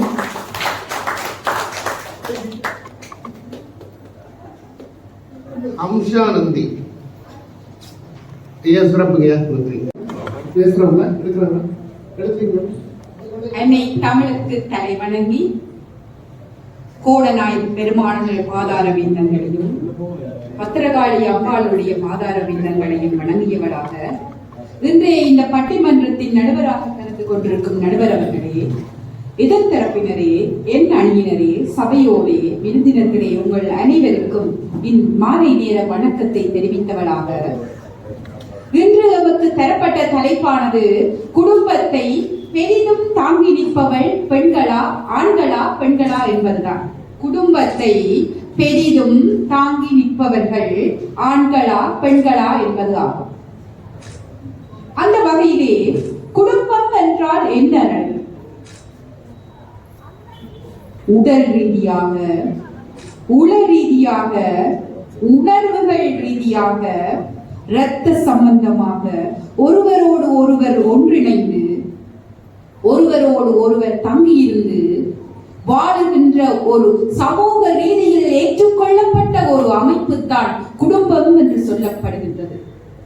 இது அன்பின் அடித்தளமாக காணப்படுகின்றது, மகிழ்ச்சியின் புகலிடமாக காணப்படுகின்றது. இங்கு பெற்றோரின் பாசம், உடன் பிறந்தோரின் நேசம், குழந்தையின் சிரிப்பு என பல இன்பங்களையும் பல துன்பங்களையும் பகிர்ந்து கொள்ளுகின்ற ஒரு அழகிய கோவில் தான் குடும்பம். அது தரும் பலமும் தெம்பும் இங்கு எந்த தரப்பினராலும் என்றும் தந்துவிட முடியாது. இவ்வாறாக காணப்படுகின்ற இந்த குடும்பம் என்ற அமைப்பினை எடுத்துக்கொள்வோமாக இருந்தால், வெவ்வேறு கலாச்சாரங்களில் வளர்க்கப்பட்ட வெவ்வேறு வாழ்க்கை முறையை வாழ்ந்து கொண்டிருக்கின்ற ஒரு ஆணும் ஒரு பெண்ணும் இணைந்து தங்களுக்குள் தாங்களே ஒரு அண்டர்ஸ்டாண்டிங்குக்குள் உட்பட்டு குழந்தை பெறுதல், குழந்தை வளர்ப்பு, அந்த குழந்தையின் கல்வி, தொழில் உலகுக்கு தயார்படுத்துதல், நாளாந்த கடமைகளை மேற்கொள்ளுதல், அதனையும் தாண்டி பொருளீட்டுதல், சம்பாதித்தல் என்னும் பொருளீட்டுதல், சமூக உறவினர்களுடன் நல்ல நட்புகளை பராமரித்தல், சமூகத்தில் தாங்களும் ஒரு உறுப்பினர்கள் என்று கொண்டு வருதல் என்று பல்வேறு அங்கங்களை கொண்டு இயங்குகின்ற ஒரு அழகிய அமைப்பு தான் இந்த குடும்பம். இதில் முதலாவதாக குழந்தையை பெற்றெடுத்தல் என்ற அங்கத்துக்குள் நுழைகின்றோம். இந்த குழந்தையானது கருவுற்றதில் இருந்து 10 மாதங்கள் தனது தாயின் வயிற்றில் இருந்து வெளியே இந்த பூமியை பார்க்கும் பொழுது வரை அந்த பெண்ணானவள் அந்த குழந்தை சார்பாக போடுகின்ற முயற்சிகளும் போடுகின்ற ஆசைகளும் ஆற்றல்களும் அவள் அதற்காக கொடுக்கின்ற இடங்களும் நாங்கள் யாவரும் அறிந்தவர்களே. அந்த குழந்தையின் பிரசவத்தின் பொழுது அந்த அன்னை மறுபிறவி எடுக்கின்றாள் என்பது உண்மை, நீங்கள் யாவரும் அறிந்த உண்மை. சரி, குழந்தை வெளியில் வந்துவிட்டது. இப்பொழுது குழந்தை வளர்ப்பு என்ற படலம் ஆரம்பிக்கின்றது. இரவு பகல் பாராது, நித்திரை கொள்ளாது, கண் துஞ்சாது அந்த குழந்தைக்கு எப்பொழுது என்ன கொடுக்க வேண்டும், எந்த ஊட்டச்சத்து வழங்க வேண்டும், எங்கு தடுப்பூசி எடுக்க வேண்டும், எந்த வைத்தியரிடம் ஆலோசனை பெற வேண்டும் என்று நாள் ஒரு வண்ணமும் பொழுதொரு மேனியுமாக அந்த குழந்தை குழந்தை குழந்தை என்று குழந்தையே சிந்தித்துக் கொண்டிருக்கின்றாளே அந்த பெண். அந்த பெண் அங்குதான் அந்த குடும்பம் என்ற அமைப்பிற்கு ஆரம்ப அத்திவாரத்தினை இடுகின்றாள். ஆரம்பத்து அத்திவாரத்தை இடுகின்ற அவளே தாங்கி நிற்கின்றாள் என்ற கன்செப்டுக்கு நாங்கள் போக வேண்டிய அவசியமே இல்லை. அத்திவாரத்தையே அவள் தான் இடுகின்றாள். நாங்கள் வீட்டை கட்டுகிறாள் என்று சொல்லவில்லை. எங்களுடைய தலைப்பும் அதுவல்ல. குடும்பத்தை தாங்கி நிற்பவள். எதிர்கட்சி நண்பர் அவர் கூறிவிட்டு சென்றார், குடும்ப வீட்டை கட்டுகின்றோம், வீட்டை தாங்குகிறோம், அத்திவாரம் போடுகின்றோம். நீங்கள் வீட்டைத்தானையா கட்டுகின்றீர்கள், நாங்கள் குடும்பத்தின் ஆணிவேராக குடும்பத்தினை உருவாக்குபவர்களாக இருக்கின்றோம். இதைத்தான் நான் இன்று உங்களிடம் சொல்கின்றேன். இவை எல்லாவற்றையும் தாண்டி பிள்ளைகளுடைய கல்வி, தொழிலுலகுக்கு தயார் செய்தல் என்ற மிக பாரிய கன்செப்டை, அதாவது எண்ணக்கருவை நீங்கள் எடுத்துக்கொள்வீர்களாக இருந்தால், பிள்ளைக்கு கற்பிக்க வேண்டும், பிள்ளைக்கு வீட்டு வேலை செய்து கொடுக்க வேண்டும், பெற்றார் கூட்டத்திற்கு செல்ல வேண்டும், ஆசிரியர்களுடன் அமைதியாக கலந்துரையாட வேண்டும், ப்ரொஜெக்ட் செய்து கொடுக்க வேண்டும், அது இது என அத்தனை கர்மங்களையும் அந்த தாயானவள், அந்த பெண்ணானவள் தான் அந்த வீட்டிலே செய்கின்றார். வெறுமனே ஆண்கள் அந்த பிள்ளையை பாடசாலைக்கு ஏற்றி இறங்கி கொண்டு வந்து விடுகிறார்கள். அதுவரை அந்த பிள்ளையை வெளிக்கெடுத்தும் அத்தனை வேலையையும் அந்த பெண் தான் செய்கின்றார். அவை எல்லாவற்றையும் விட்டு தனது நாளாந்த கடமைகள், ஒவ்வொரு பெண்ணும் என்று வீட்டிலே 3:30-4 மணிக்கு நித்திரை விட்டெழுந்து பிள்ளையினுடைய குடும்பத்தினுடைய காலை உணவு, கணவருக்கு அந்த உணவு, கணவருடைய அம்மா அப்பாவிற்கு சீனியற்ற இன்னும் ஒரு உணவு, வருத்தக்காரர் நோயாளிகளுக்கான விசேட உணவு என அத்தனை கருமங்களையும் செய்துவிட்டு மதிய உணவு, மாலை நேர அத்தனையையும் செய்து முடித்துவிட்டு ஒரு பெருமூச்சு எடுத்தவளாக அப்பொழுதுதான் தன்னை பற்றி நோக்குகிறாள். மீண்டும் அவள் அலுவலகத்திற்கு விரைகின்றாள். நடுவர் அவர் எதிர்கட்சி அணியினர் சொல்லியிருந்தார், தாங்கள் உழைக்கிறார்களாம், பெண்கள் வீட்டிலிருந்து கதைக்கிறார்களாம். இந்த எண்ணக்கருவானது இன்றைக்கு 30-40 ஆண்டுகளுக்கு முன்னரே அழித்து விட்டது என்று தான் சொல்கின்றேன். இன்று ஒவ்வொரு குடும்பங்களில் ஆணும் பெண்ணும் சரிநிகராக வேலைக்கு செல்கிறார்கள், பொருளீட்டம் செய்கின்றார்கள். இவ்வளவையும் முடித்துவிட்டு தான் ஏன் அவருடைய வீட்டிலே அவருடைய இதய நிலாவாக காணப்படுகின்ற மனைவியும் இதைத்தான் செய்கிறார் ஐயா. இவரை கதைத்து விட்டு மீண்டும் வந்து சொல் டீச்சருக்கு சொல்லிவிட்டும் செல்கின்றார். அதை நீங்களும் கேட்டிருப்பீர்கள் என்று நினைக்கிறேன். சரி, நாங்கள் இப்பொழுது விஷயத்திற்கு வருவோம். வரலையா? மீண்டும் விஷயத்திற்கு வருவோம். மன்னித்துக் கொள்ள வேண்டும். விடயத்திற்கு வருகிறேன். இங்கு பொருளீட்டம் முடித்து விட்டாச்சு. மாமன் மாமிக்கு தாய் சகோதரிகளுக்கு எல்லாரும் மனசரடியாக இருந்து விட்டாச்சு. குடும்ப உறுப்பினர்கள் உறவினர்களுடன் நல்ல உறவை பேணுகின்றவர்களாகி அத்தனை கதாபாத்திரங்களையும் மேற்கொள்கின்றார். நடுவர் அவர்களே, இல்லாள் என்றால் யார்? இல்லாதவனுக்கு இல்லை. இந்த பட்டிமன்றமானது ஆரம்பிப்பதற்கு சில மணித்துளிகளுக்கு முன்னர் நமது எதிர்த்தரப்பு நண்பர்கள் என்னிடம் கூறினார், நீங்கள் எல்லாம் இல்லாள் வர்க்கம் தானே. என்ன இல்லாள் வர்க்கம்? எதை கேட்டாலும் அது இல்ல, இஞ்ச இல்ல, அங்க இல்ல, இஞ்ச இல்ல, இல்ல இல்ல இல்லை என்று புரணி அழைப்பவள் தானா பெண்கள்? தமிழில் நியாயப்படி இல்லாள் என்கிற வார்த்தையினுடைய அர்த்தம் இல்லத்தை ஆட்சி செய்கிறவள் என்பதால் நானும் சொல்ல வருகிறேன். உங்கள் கருத்து உங்களுக்கு விளங்கவில்லை. இல்லத்தை ஆளுகின்ற இல்லத்தரசிதான் இல்லாள். இல்லத்தை ஆளுகின்ற தாங்குகின்ற இல்லத்தினுடைய அரசிதான் இல்லாள். இல்லம் இல்லை என்றால் குடும்பம் இல்லை. நாங்கள் குடும்பத்தை தாங்குகிறவளை பற்றித்தான் கூறுகின்றோம் ஐயா, மன்னித்துக் கொள்ள வேண்டும். சரிதானே? அடுத்ததாக,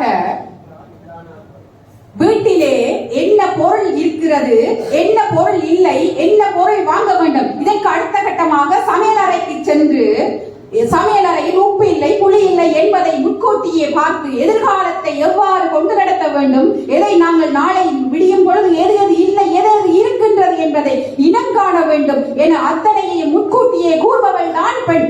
அதனால் தான் அவள் இல்லாள் என்று சொல்கின்றோம். இதனால் தான் சொல்கிறார்கள், இல்லாள் அருகிருக்க இல்லறம் செழிக்கும் என்பார். எந்த துன்பமும் வராதாம் இல்லாள் அருகிருக்க. சரி, அதையும் விடுவோம். அடுத்ததாக, அண்மையில் ஒரு புத்தகம் வாசிக்கிற ஒரு சந்தர்ப்பம் எனக்கு கிடைத்தது. வாசித்துக் கொண்டு போனேன். மனித நாகரிக வளர்ச்சி என்பது பெண்ணினால் தான் தோற்றம் பெற்றது என்று சொல்கிறார்கள்.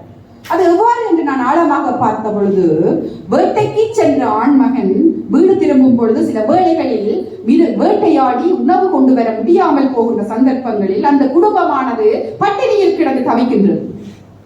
இதை காலப்போக்கிலே சிந்தித்த அந்த பெண் வீட்டிலே ஆடு மாடு கோழி என்ற வீட்டு மிருகங்களை வளர்க்கின்றார். காலப்போக்கிலே அந்த வேட்டையாடி வீட்டிற்கு எதுவும் கொண்டு வராத ஒரு பட்சத்திலே அதிலே காணப்படுகின்ற மிருகங்களினுடைய முட்டை பால் இறைச்சி என்பவற்றிலே வீட்டு உணவாக தயாரிக்கின்றார். இவ்வாறே காலப்போக்கிலே பயிர்களை பயிரிட்டு அதிலிருந்து வருகின்ற பலன்களையும் அந்த குடும்பத்திற்கு பகிர்கின்றார். அதே போன்றுதான் தன்னுடைய பொருளாதாரத்தை அங்கு இந்த எண்ணக்கற்கள் இதிலிருந்து தான் ஆரம்பிக்கின்றது சபையோரே. அதாவது தனக்கு தேவையான பொருளை தானே உற்பத்தி செய்து ஒரு தன்னுறவு பொருளாதாரம் என்ற நிலை அங்குதான் ஆரம்பிக்கின்றது. அதற்கு மிஞ்சியதையும் தனக்கு தேவையானவற்றையும் மற்றவர்களிடமிருந்து பகிர்ந்து கொள்கின்ற பண்டமாற்று முறை என்பது அங்குதான் ஆரம்பித்தது. அந்த அடிப்படை விடயங்கள் குடும்பங்களில் இருந்துதான் தோன்றியது, அதிலும் பெண்களில் இருந்துதான் தோன்றியது. இதுதான் உண்மை. இன்று நாங்கள் பெரிதாக பேசுகின்ற பொருளாதார வளர்ச்சி, பொருளாதார அபிவிருத்தி, நிலைத்தகு பேண்டகு பொருளாதார அபிவிருத்தி என பல கன்செப்டுகள் எண்ணக்கருக்கள் என்று பரவுகின்றது. அதை அத்தனைக்கும் காரணமாக இருந்தது இந்த சின்ன சின்ன குடும்ப அலகுகள் சமூகங்களாகி இந்த சமூகம் என்று இந்த உலகத்தை ஆளுகின்றது. இந்த சின்ன சின்ன குடும்பங்களிலே உருவாக்கப்பட்ட இந்த அமைப்பின் அடித்தளம் பெண்களிலிருந்து தான் வந்தது. நடுவர் அவர்களே, சரி, அதையும் தாண்டி நாங்கள் வீர பெண்கள் என்று எண்ணும் பொழுது சில வரலாற்று நாயகிகளுடைய ஞாபகங்கள் எங்களுக்கு வருகின்றது. அந்த வகையிலே ஜான்சி ராணி எடுத்துக்கொள்வோமாக இருந்தால், தனது ஒரு கை குதிரையிலே ஏறியவளாக ஒரு கையிலே குதிரையினுடைய கடிவாளத்தையும் மறு கையில் கைகளிலே வாளையும் மேந்தியவளாக போருக்கு செல்லுகின்ற ஒரு தோற்றம்தான் ஜான்சி ராணி என்று வரும் பொழுது எங்கள் கண்களுக்கு தெரிகின்றது. அவ்வாறான அந்த ஜான்சி ராணியே தனது முதுகிலே குழந்தையை காவியபடிதான் போருக்கு செல்லுகின்றாள். அங்கே போருக்கு செல்லும் பொழுதும் பெண்ணுக்கு தனது குடும்பம், தனது பிள்ளை என்ற அத்தனை விடயங்களும் கருத்திலே கொண்டு சமூக நிர்பந்தம், சமூக அமைப்பு முறைக்குள் அவள் உள்ளாகின்றாள். எங்கள் எதிர்கட்சி தலைவர் அவர்கள் ஈராக் நாட்டிலே நடந்த சம்பவங்களை பற்றியும் அங்கு ஆண்கள் தான் தலைமை தாங்குகிறார்கள் என்பது பற்றியும் குறிப்பிடுகின்றார். நான் நினைக்கின்றேன், என்னுடைய குருநாதர் தான் அவர். குருநாதருக்கு வயது போய்விட்டது. நாங்கள் எந்த மண்ணிலே வாழ்ந்தோம், எங்கள் மண்ணிலே என்ன நடந்தது என்பது யாருக்கும் எவருக்குமே தெரிய வேண்டும். அதிலே நான் இதை இங்கே வந்து சொல்ல வேண்டிய அவசியம் இல்லை. பெண்களுடைய வீரம் எமது மண்ணிலே, எமது நாட்டிலே எவ்வாறு காணப்பட்டது என்பதை நான் இந்த இடத்திலே விவரித்து கூற வேண்டிய தேவையில்லை. ஈராக் நாட்டிலே வாழுகின்ற ஆண்மகனை பற்றி கதைக்க வேண்டிய எந்த தேவைப்பாடும் எங்களுக்கு இல்லாத அளவுக்கு எமது நாட்டு பெண்கள் இருந்திருக்கிறார்கள். ஆக பெண்கள் அனைத்து சக்தியின் வடிவங்களாக காணப்படுகிறார்கள். எவ்வாறு என்று பார்த்தீர்களாக என்றால், பூமியை ஆளுபவளாக பூமாதேவியாக, ஒவ்வொரு வீடுகளிலுமே மகா லட்சுமியாக, நீராதேவியாக, லட்சுமி தெய்வமாக, அவ்வாறு பல்வேறு தெய்வங்களாக, அத்தனை சக்தியின் வடிவங்களாக இன்று பெண்கள் தான் காணப்படுகிறார்கள். பெண்கள் தான் பூமியை ஆளுகின்றார்கள் என்று கூறி, ஆகவே குடும்பத்தை பெரிதும் தாங்கி நிற்பது பெண்கள் தான். இதிலே ஆண்கள் ஒரே ஒரு கடமையை தான் செய்கிறார்கள், அதாவது நிதியீட்டம், பொருளீட்டம் என்ற கடமையை மட்டும் தான் செய்கிறார்கள். அந்த பொருளீட்டம் என்ற கடமை மட்டும் குடும்பம் ஆகிவிடாது. குடும்பத்தில் ஒரு அங்கம்தான் பொருளீட்டமை ஒழிய, குடும்பம் என்பது பல பிணைப்புகளால் இணைக்கப்பட்டது. ஆகவே இத்தனை கர்மங்களையும் ஆற்றி பெண்கள் தான் குடும்பத்தை தாங்கி நிற்கின்றார்கள் என்று கூறி நேரத்தை கருத்தில் கொண்டு எனது வாதத்தை நிறைவு சொல்கிறேன். நடுவர் அவர்களே, எப்பொழுதும் குடும்பத்தை தாங்குபவர்கள் பெண்கள் தான் என்பதை கூறி விடைபெறுகிறேன். நன்றி, வணக்கம். வாங்க தம்பி, அன்பு சகோதரன், அன்பு தம்பி கேசிகன். குறுந்தோடு முல்லை கொடிவிடும் பொழில் சோழ் கோணமாமலை அமர்ந்தானே நீங்கள் இணைந்துமை கைதொழுவதாக இன்னும் அவை வெளுப்பை நீட்டாமல் பேச்சுக்குள்ளே போகிறேன். இருந்த 40 பேர் 20 பேராக இருக்கின்றது. இருப்பவர்களும் அடிக்கடி மணிக்கூட்டை சரிபார்த்து கொள்கிறார்கள். நடுவரும் சற்று நேர தட்டுப்பாடு காரணமாக சற்று அமைதி அதை புரிந்து கொள்ளுது. இருந்தாலும் சில விஷயங்களை பேசியே ஆக வேண்டும். நேரங்களை நான் எடுத்துக் கொள்கிறேன். ஆரம்பத்திலேயே சொல்லிவிடுகிறேன், இதுக்கு முன்பதாக பேசிய 6 பேரும் ஏறத்தாழ இந்த குடும்பங்கள் என்ற பதங்களுடைய அர்த்தங்களையாவது பார்த்தவர்கள். ஐயா, நான் இன்னும் அதை கண்ணால் காணவில்லை. ஆகவே பேசுவதால் சில நேரங்களிலே பிற்காலத்திலே இது பிரச்சனைகள் வந்து விடலாம். ஆகவே நான் கொஞ்சம் யோசித்து பேச வேண்டிய தேவை இருக்கின்றது. அதை முன்பதாகவே கூறிவிடுகிறேன். வாழ வேண்டிய வயசு அல்லது ஏதாவது நல்ல காரியங்களை, கண்கொள்ளா காட்சிகளை காண வேண்டிய வயது என்பதால் சரி தயக்கம் இருக்கிறது. ஆனால் பேசிய பிறகு குடும்பம் தேவையான பயமும் இருக்கிறது. இருந்தாலும் அந்த பயம் இருக்கணும் தம்பி. எனக்கு அந்த பயம், அதாவது அந்த பயம் போதாங்க ஐயா. ஒரு கதை வந்து ஞாபகம் பெறுது. இதுக்குள்ள இருக்கிறவர்கள் கதை இல்ல, அந்த அவையில் இருக்கிறவர்கள் கதை இல்ல. ஒரு ஐயா அதாவது அவன் உறவுக்காரர்கள் அவர்களிடம், ஏன் அவரை நீங்கள் எப்படி அவர் உங்களுக்கு விருப்பமாக இருந்தது? அவன் நான் மணப்பெண், முதலாவது ஒரு பிறகு இருக்கு மணப்பெண் பார்க்க போறது. அப்ப ஏன் அவருக்கு ஓம் சொன்னீங்க? அவரை பார்த்த உடனே பிடிச்சிட்டு அந்த கண்கள், அப்படி என்ன உங்களுக்கு தெரிஞ்சது? கண்கள், அந்த கண்கள் ஒரு பயம் தெரிந்தது. அதனாலதான் ஓமன்டே இருந்தார். அப்படியாக நாங்கள் சிறு வயதில் இருந்த ஐயா நடுவர்களே, இந்த ஆண்களுக்கு பரப்பு ஊட்டப்படுகிறதோ இல்லையோ, சிறு வயதிலிருந்து பொறுப்பு ஊட்டப்படுகிறது. நீ வளர்ந்தால் தங்கச்சி அகலை பார்த்துக் கொள்ளணும், தம்பியை பார்த்துக் கொள்ளணும், வீட்டில் இருக்கிற அகலை பார்த்துக் கொள்ளணும், முடிஞ்சு வந்தால் மனுஷியை பார்த்துக் கொள்ளணும், பிள்ளைகளை பார்த்துக் கொள்ளணும். எப்படியா நாங்கள் எங்களை பார்த்துக் கொள்வது? இப்படியாக உனக்காகவே வாழ்ந்து தனக்காக வாழ மறந்தவன் நான். அவன் எப்படி குடும்பங்களை தாங்கவில்லை என்று இப்படி வாய் கூசாமல் சொல்கிறார்கள் என்று எனக்கும் புரியவில்லை. அடுத்ததாக அன்பான மனைவி அழகான துணைவி அமைந்தாலே பேரின்பமே என்று பாடுற நேரம் மட்டும் நடுவரையால கண்ண மூடிட்டு நான் பக்கத்துல இருந்து பார்த்தேன். அதுக்கு முன்னுக்கு கடுமையா பாடிக்கொண்டிருந்த மனுஷன் அன்பான மனைவி என்று அதே அது கஷ்டம் எனக்கு விளங்கியது. அவருடைய கஷ்டம் அந்த வரிகளை பாடும் போது மட்டும் அவருடைய அந்த கண்களிலே ஏதோ புரிந்து கொள்வேன். அவருடைய கடினம் அல்லது அந்த துன்பத்தை கட்டாயம் விளங்கிக் கொள்ள முடியும். அடுத்ததாக ஐயா இந்த மணப்பெண்ணை சேர்த்து அனுப்பும் போது சொல்லி அனுப்புவார்கள் அங்கனங்காம பார்த்து கொண்டு தான் பிடிச்சு கொடுப்பாங்க. எப்பயாச்சும் நீ இந்த பிள்ளைய கண்கலங்காம பார்த்து கொள்ளணும் எங்களுக்கு பிடிச்சு கொடுப்பாங்க. இப்படிதான் நடக்கும் போது நடந்தால் எனக்கு பார்ப்போம். இப்படி இந்த பேசினதுக்கு பிறகு நடந்தால் சந்தோஷம். அதோட ஆம்பளை பிள்ளைகளுக்கு சொல்லி வளர்ப்பாங்க ஆம்பளை பிள்ளை நீ அழக்கூடாது, ஆம்பளை பிள்ளைகள் அழக்கூடாது. எங்களுக்கு அழுவதற்கான இடமும் இல்லை நேரமும் இல்லை. நீங்கள் அழுதே காலங்களை விடயங்களை சாதித்துக் கொண்டே போகிறீர்கள். சரி, இப்படித்தான் ஒரு சின்ன பையன் பாடசாலை படிக்கிற பையன் கேட்டன், அப்பா என்னையா வேலை செய்யறது உங்களோட அப்பா? அப்பாவா? அம்மா சொல்லுற வேலையை நான் செய்யறேன். அப்ப எப்படியாக இருக்கிறது? வேலை செய்வது இல்லையா, வீட்டுல உடுப்பு துவைக்கிறது இல்லையா, தாங்கள் தான் சமைக்கிறார்களாம், தாங்கள் தான் பாத்திரம், தாங்கள் தான் பிள்ளைகளை வழிபடுத்துகிறார்களாம், அனுப்புகிறார்களாம். இப்படியாக அதோட உடுப்பு கடைகளை பற்றியும் சொன்னார்கள். இப்படிதான் எனக்கு தெரிந்த ஒருவர், யாரையும் பார்க்க வேண்டாம், நீங்கள் தெரிந்த ஒருவர் கடைக்கு போயிருக்கிறார். ஆசையாக அங்கே ஒரு அழகான புடவை பார்த்தவுடன் மனைவியின் ஞாபகம் வருது. ஹலோ, உனக்கு என்ன மாதிரி என்ன கலர்ல புடவை எடுக்கட்டும், அப்படியான புடவை உனக்கு விருப்பம் உண்டு, ஏதோ உங்களுக்கு துவைக்கிறதுக்கு இல்லை சொந்த புடவை நீங்க வேண்டுங்க. இப்படியாக பெண்களுடைய பெண்களுக்கு இந்த சொல்ற இல்லாதவர்களுடைய நிலைமை எப்படியாகத்தான் இருக்கிறது. அடுத்தது இந்த ஈரான் இஸ்ரேல் சொல்லி உலக யுத்தங்களை பற்றி பேசிக் கொண்டிருக்கிறார்கள். இந்த பிரச்சனைகள் ஆரம்பிக்கிற இடம் சொல்லுவாங்க. நீங்க நிறைய பிரச்சனைகளை பார்த்தால் வீட்டிலே பிரச்சனைகள் ஆரம்பிக்கிற இடம் இந்த சமையல். சரி, ஏன்னா அங்க மிக பயங்கரமான ஆயுதங்கள் இருக்கு. எப்படி எப்படி பறக்க மட்டும் தெரியாது.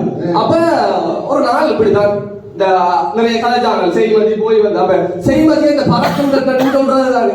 அப்ப அவப்புல இருக்கு பறக்கும் தட்டை வீசியது யார்? அதாவது பறக்கும் தட்டு யார் வீசினது? உடனே அம்மாதான் பார்த்து அடிச்சா அப்பாங்க.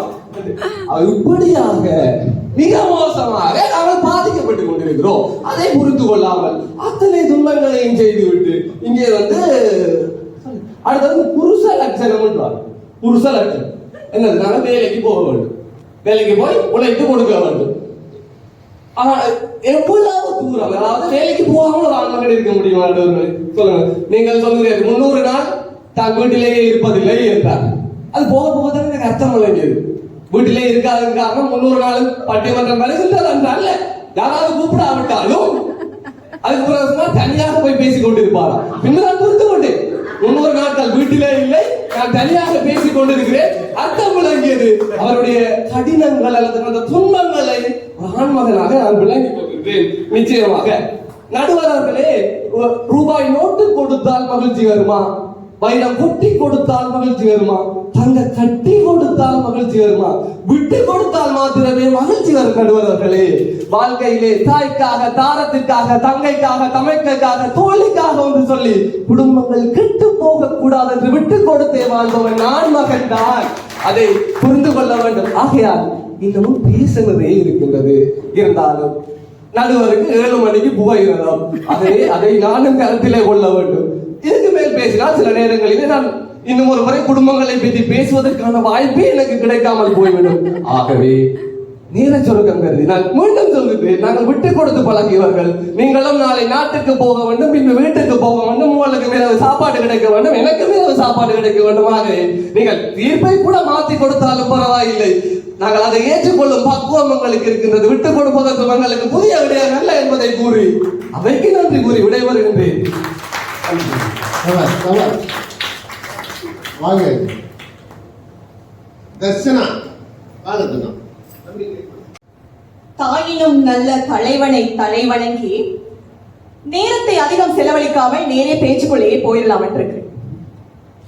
இங்க வந்து தனது ஆதங்கம், தனக்கு கல்யாணம் ஆகலையே இனி ஆகுமா என்ற ஆதங்கத்தை கொட்டி விட்டு சென்ற இந்த தோழனுக்கு வணங்கி இங்க வந்து சொன்ன எல்லா விஷயமும் என்னன்னா, ஆண்கள் நாங்க இவ்வளவு கஷ்டப்படுறோம், அவ்வளவு கஷ்டப்படுறோம், அப்படி செய்யறோம், இப்படி செய்யறோம். பெண்களை பற்றி சற்றும் சிந்திக்காத அந்த நல்ல எண்ணம் உள்ள அந்த 4 பேரையும் ஐயா நான் உங்களை சேர்க்கவில்லை. ஏனென்றா நீங்க எந்த கட்சின்னு எனக்கு தெரியும். நீங்க வந்தோடனே சொல்லிட்டீங்க 23 நிகழ்வு நான் செய்தேன். ஆனாலும் அதுல எந்த நெஞ்சில இருக்கிறது 1200 பெண்கள் வீற்றிருந்த அந்த ஒரு மண்டபம் என்று சொன்னீங்க ஐயா. அந்த நேரத்திலேயே விளங்கிட்டு நீங்க கட்டாயம் எங்களோட தான் இருப்பீங்க ஐயா. கடைசியா என்ன வீட்டுக்கு போக விட மாட்டீங்க ஐயா. ஆண்கள் குடும்பத்தின் தலை, நாங்க அதை மறுக்கவே இல்லை. ஆனா நாங்க தானையா அந்த கழுத்து திரும்புற பக்கம் எல்லாம் தலை திரும்பித்தான் ஆகணும். அதைத்தானையா நாங்க சொல்லிக் கொண்டிருக்கோம்.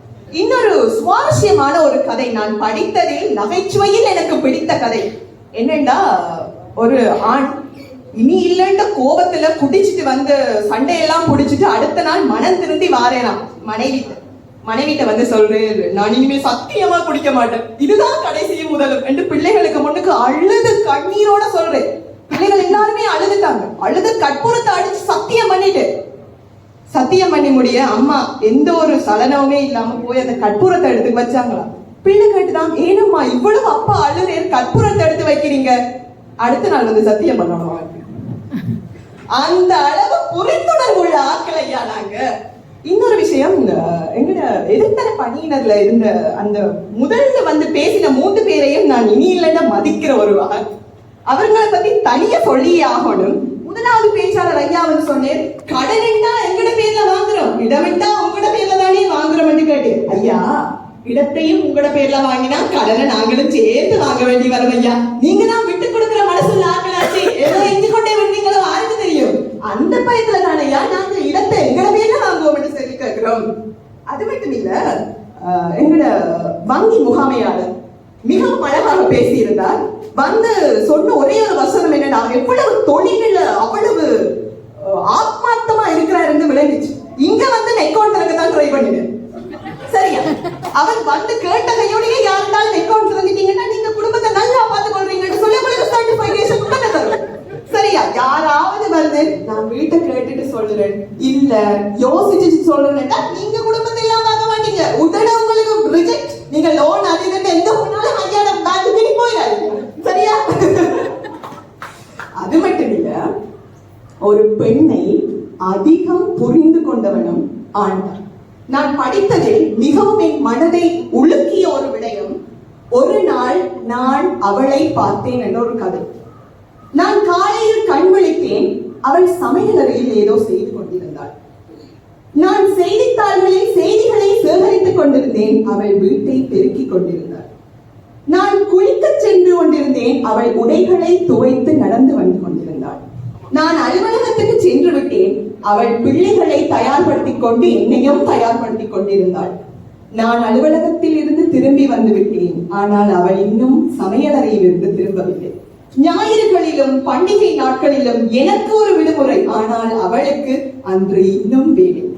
இப்படி எல்லாம் நிகழ்ந்தாலும் என்னை இத்தனை தூரம் யோசிக்க வைத்த ஒற்றை விடயம் யாரெனில், வீட்டில் புள்ளி விவர சேகரிப்பாளர் ஒருவர் வந்து கேட்டிருந்தார், அம்மா நீங்க என்ன செய்றீங்க? அவள் சொன்ன ஒற்றை பதில், நான் சும்மா தானையா இருக்கேன். இத்தனை பொறுப்புகளையும் ஏற்று அவள் கல்விக்கூடங்களில் கேள்விக்கு பதிலாக அவள் உறவு வீடுகளில் விழாக்களில் சிறப்பிப்பவள் அவள், சோக நிகழ்வுகளில் கண்ணீரை சிந்துபவள் அவள், கோயில்களில் எங்களுக்காக பிரதிநிதியாகவும் அவள். அப்படியெல்லாம் இருந்தும் தான் சும்மா இருக்கின்றேன் வீட்டில் என்று கூறிக்கொண்டு என்னை அவள் குடும்ப தலைவன் ஆக்கினாள் என்று அங்க கதை அழகா முடிச்சிருக்கு. அப்படியான ஒரு பெருமிதம் உள்ள ஆண்கள் இருக்கிறாங்க, இப்படியான 4 பேர் இருக்கிறாங்க. அதுலயும் அந்த கடைசியா வந்திருக்காங்க என்ன தோழன் தான். கடைசி மட்டும் யாருக்கும் அவர் பொண்ணு, அவருக்கு யாரும் பொண்ணு கொடுத்துறாருங்க. நல்லா கரைப்பேன், விட்டு கொடுத்து தாரேன்னு சொல்லுவேன். நம்பிராதீங்க ஐயா. எல்லாத்தையும் விட ஐயா உங்களுக்கு நிறைய மிரட்டுறாங்க தீர்ப்பங்களுக்கு தானே. அதுலயும் அந்த முகாமையாளர் அதிகமா சொல்லுங்க, ஐயா எங்களுக்கு எல்லாம் தெரியும், நீங்க எங்களை சைட் தான் எங்களுக்கு நல்லா தெரியும் சொல்லி உங்களை ஒரு அதிகார தோல்வியில வந்து சொல்லிட்டு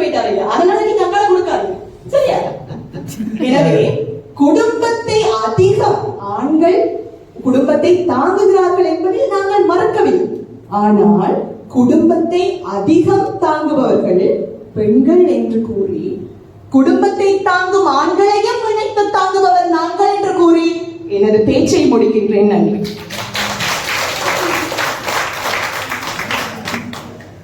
அன்பிற்கிடையே பெருமக்களே, முதல் துரைசாமின்னு என் பேர் போட்டிங்கன்னா என் பட்டிமன்றம் நிறைய வரும். குறைஞ்சபட்சம் என் பட்டிமன்றம் 5 மணி நேரம் நடக்கும். மினிமம் முன்னுரை மட்டும் 1 மணி நேரம் சொல்லுவேன், தீர்ப்பு 1 மணி நேரம் சொல்லுவேன். பேச்சாளருக்கு நடுவில் நான் பேசுறதுனால 5 மணி நேரம். கிராமங்களில் நடக்கிற பட்டிமன்றம்லாம் 5 மணி நேரம். அது முடிச்சதுக்கப்புறம் நேயர் விருப்பம் வேற, கீழே இருந்து இந்த பாட்டு பாடுங்கயா அந்த பாட்டு பாடுங்கன்னு காலைல 3 மணி வரைக்கும் கூத்து கட்டிட்டு இருக்கிறேன் நெய்யில்.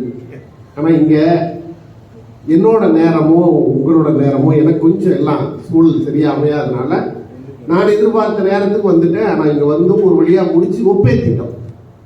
இந்த நிகழ்ச்சி வெகு சிறப்பாக நடந்ததாகவே நான் கருதுகிறேன். அதுக்கு இவங்க 8 பேரும் பேசுனதுனால இந்த நிகழ்ச்சி சிறப்பாக நடந்துச்சுன்றது ஒரு பக்கம் உண்மைனாலும், உண்மையிலேயே சொற்ப எண்ணிக்கையில் அமர்ந்திருந்தாலும் கொஞ்சம் கூட முகம் சுளிக்காமல் இவ்வளவு நேரத்தை செலவு செய்த உங்களுக்கு தான் அந்த பெரிய, இவ்வளவு நேரமும் அமைதியாக அமர்ந்து கேட்ட உங்கள் அத்தனை பேருக்கும் நெஞ்சமணிக்கிற வாழ்த்துக்களையும் வணக்கங்களையும் சொல்லி, ரொம்ப பெருசா டீட்டெயிலாக சொல்ல நேரம் இல்லை. ஒரே ஒரு செய்தி, ஒரு பாட்டில் இந்த ஒட்டுமொத்த பட்டிமன்றத்துடைய தீர்ப்பு இருக்கு. குடும்பத்தை அதிகமாக தாங்கி நிற்பவர்கள் ஆண்களா பெண்களா? புறநானூற்றில் ஒரு பாடல் உண்டு. தாயோடு அறுசுவை போம், தந்தையோடு வித்தை போம், சேயோடு தாம் பெற்ற செல்வம் போம், மாய வாழ்வு உற்றாருடன் போம், உடன்பிறப்பால் தோல்வழி போம், பொற்றாலியோடு எவையும் போம். இன்னொரு பாட்டு. தாயோட அறுசுவை போம்னா அம்மாவோட நல்ல சாப்பாடு போச்சு. இப்போ நான் இருக்கேன் சார், இன்னைக்கு இலங்கையில் இருக்கேன், இன்னும் 3 நாளில் வீட்டில் சாப்பிடுவேன், இன்னும் ஒரு 5 நாளில் அமெரிக்கா ஆஸ்திரேலியாவில் சிட்னியில் சாப்பிடுவேன், இன்னும் ஒரு 10 நாளில் மலேசியாவில் சாப்பிடுவேன். கான்டினென்டல் ஃபுட் நான் விரும்புகிற அளவுக்கு என்னை மகிழ்ச்சியாக திளைக்க வைக்கிற ரெட் கார்பெட் ஃபுட். நேற்று இரவு நான் அந்த முதல் நாள் கொழும்புல சாப்பிட்ட உணவு, அந்த ஒரு நாடாளுமன்ற உறுப்பினர் ஒரு இந்தியன் கேஃப்னு கூட்டு போனாங்க. அங்கிருந்து பார்த்தா நான் அமர்ந்திருந்த இடத்துல இருந்து 1 கிலோமீட்டருக்கு இருந்து அந்த டேபிள் அவ்வளோ அடுக்கி வச்சிருக்கான். எது வேணும்னாலும் சாப்பிடலாம். ஆனால் அன்றுக்கினியவர்களே, வறுமையின் கோர பிடியிலே சிக்கி வாழ்க்கையின் கொடூர பக்கங்களிலே வாழ்ந்து கொண்டிருந்த போது, ஒருவேளை சாப்பாட்டுக்கு வழியே இல்லாத என் குடும்பம், என் தாய் பழைய சோற்றிலே கொஞ்சம் தயிர் கரைத்து அவள் கைமணக்க எனக்கு ஒரு குவளையாக ஊட்டிவிட்ட அந்த சாப்பாட்டில் கிடைத்த ருசி இன்றைக்கு வரைக்கும் எனக்கு எங்கேயுமே கிடைக்கும். தாயோட அரிசுவை போச்சு, அம்மாவோட போச்சு. தந்தையோடு வித்தை போம். அப்பான்னு ஒருத்தர் இருக்கிற வரைக்கும் தான் தைரியம், பலம், நம்பிக்கை எல்லாமே. அப்பா இல்லாத பிள்ளைகளை கேளுங்கள். உன் வாழ்க்கையில் எது பலம்னா, எங்க அப்பாவோட என் பலமே போச்சுன்னு சொல்லுவாங்க. எல்லாரும் சைக்கிள் ஓட்டு கத்துக்குவோம், சைக்கிள் ஓட்டுறோம். எல்லா சைக்கிளுக்கு பின்னாடியும் பெரும்பாலும் அப்பாக்கள் தான் இருந்திருப்பாங்க. சைக்கிள் ஓட்டிக்கிட்டு பின்னாடியே ஓடி வருவார் அப்பா. ஒரு கட்டத்துல தனியா இயங்கி ஓட்டட்டும்னு விட்டுருவார். அப்பா பின்னாடி பிடிச்சிருக்காருன்ற நம்பிக்கையில தான் சைக்கிள் ஓட்டணும். பின்னாடி திரும்பி பார்த்தா கீழே விழுந்துருவோம் சார், தைரியம் பத்தாது. ஓட்டிக்கிட்டே கேட்பான், அப்பா இருக்கியா அப்படின்னு கேட்போம். என் அப்பா என் பின்னால் இருக்கிறார் என்ற நம்பிக்கை தான் சைக்கிள் ஓட்டுவதில் இருந்து சாகசங்கள் புரிகிற வரைக்கும் எப்போதும் நிலைக்கும். தந்தையோடு வித்தை போம், சேயோடு தாம் பெற்ற செல்வம் போம். பெரிய இன்டர்நேஷனல் மல்டி மில்லியனாக இருப்பான், பல கோடி ரூபாய் சொத்து இருக்கும்.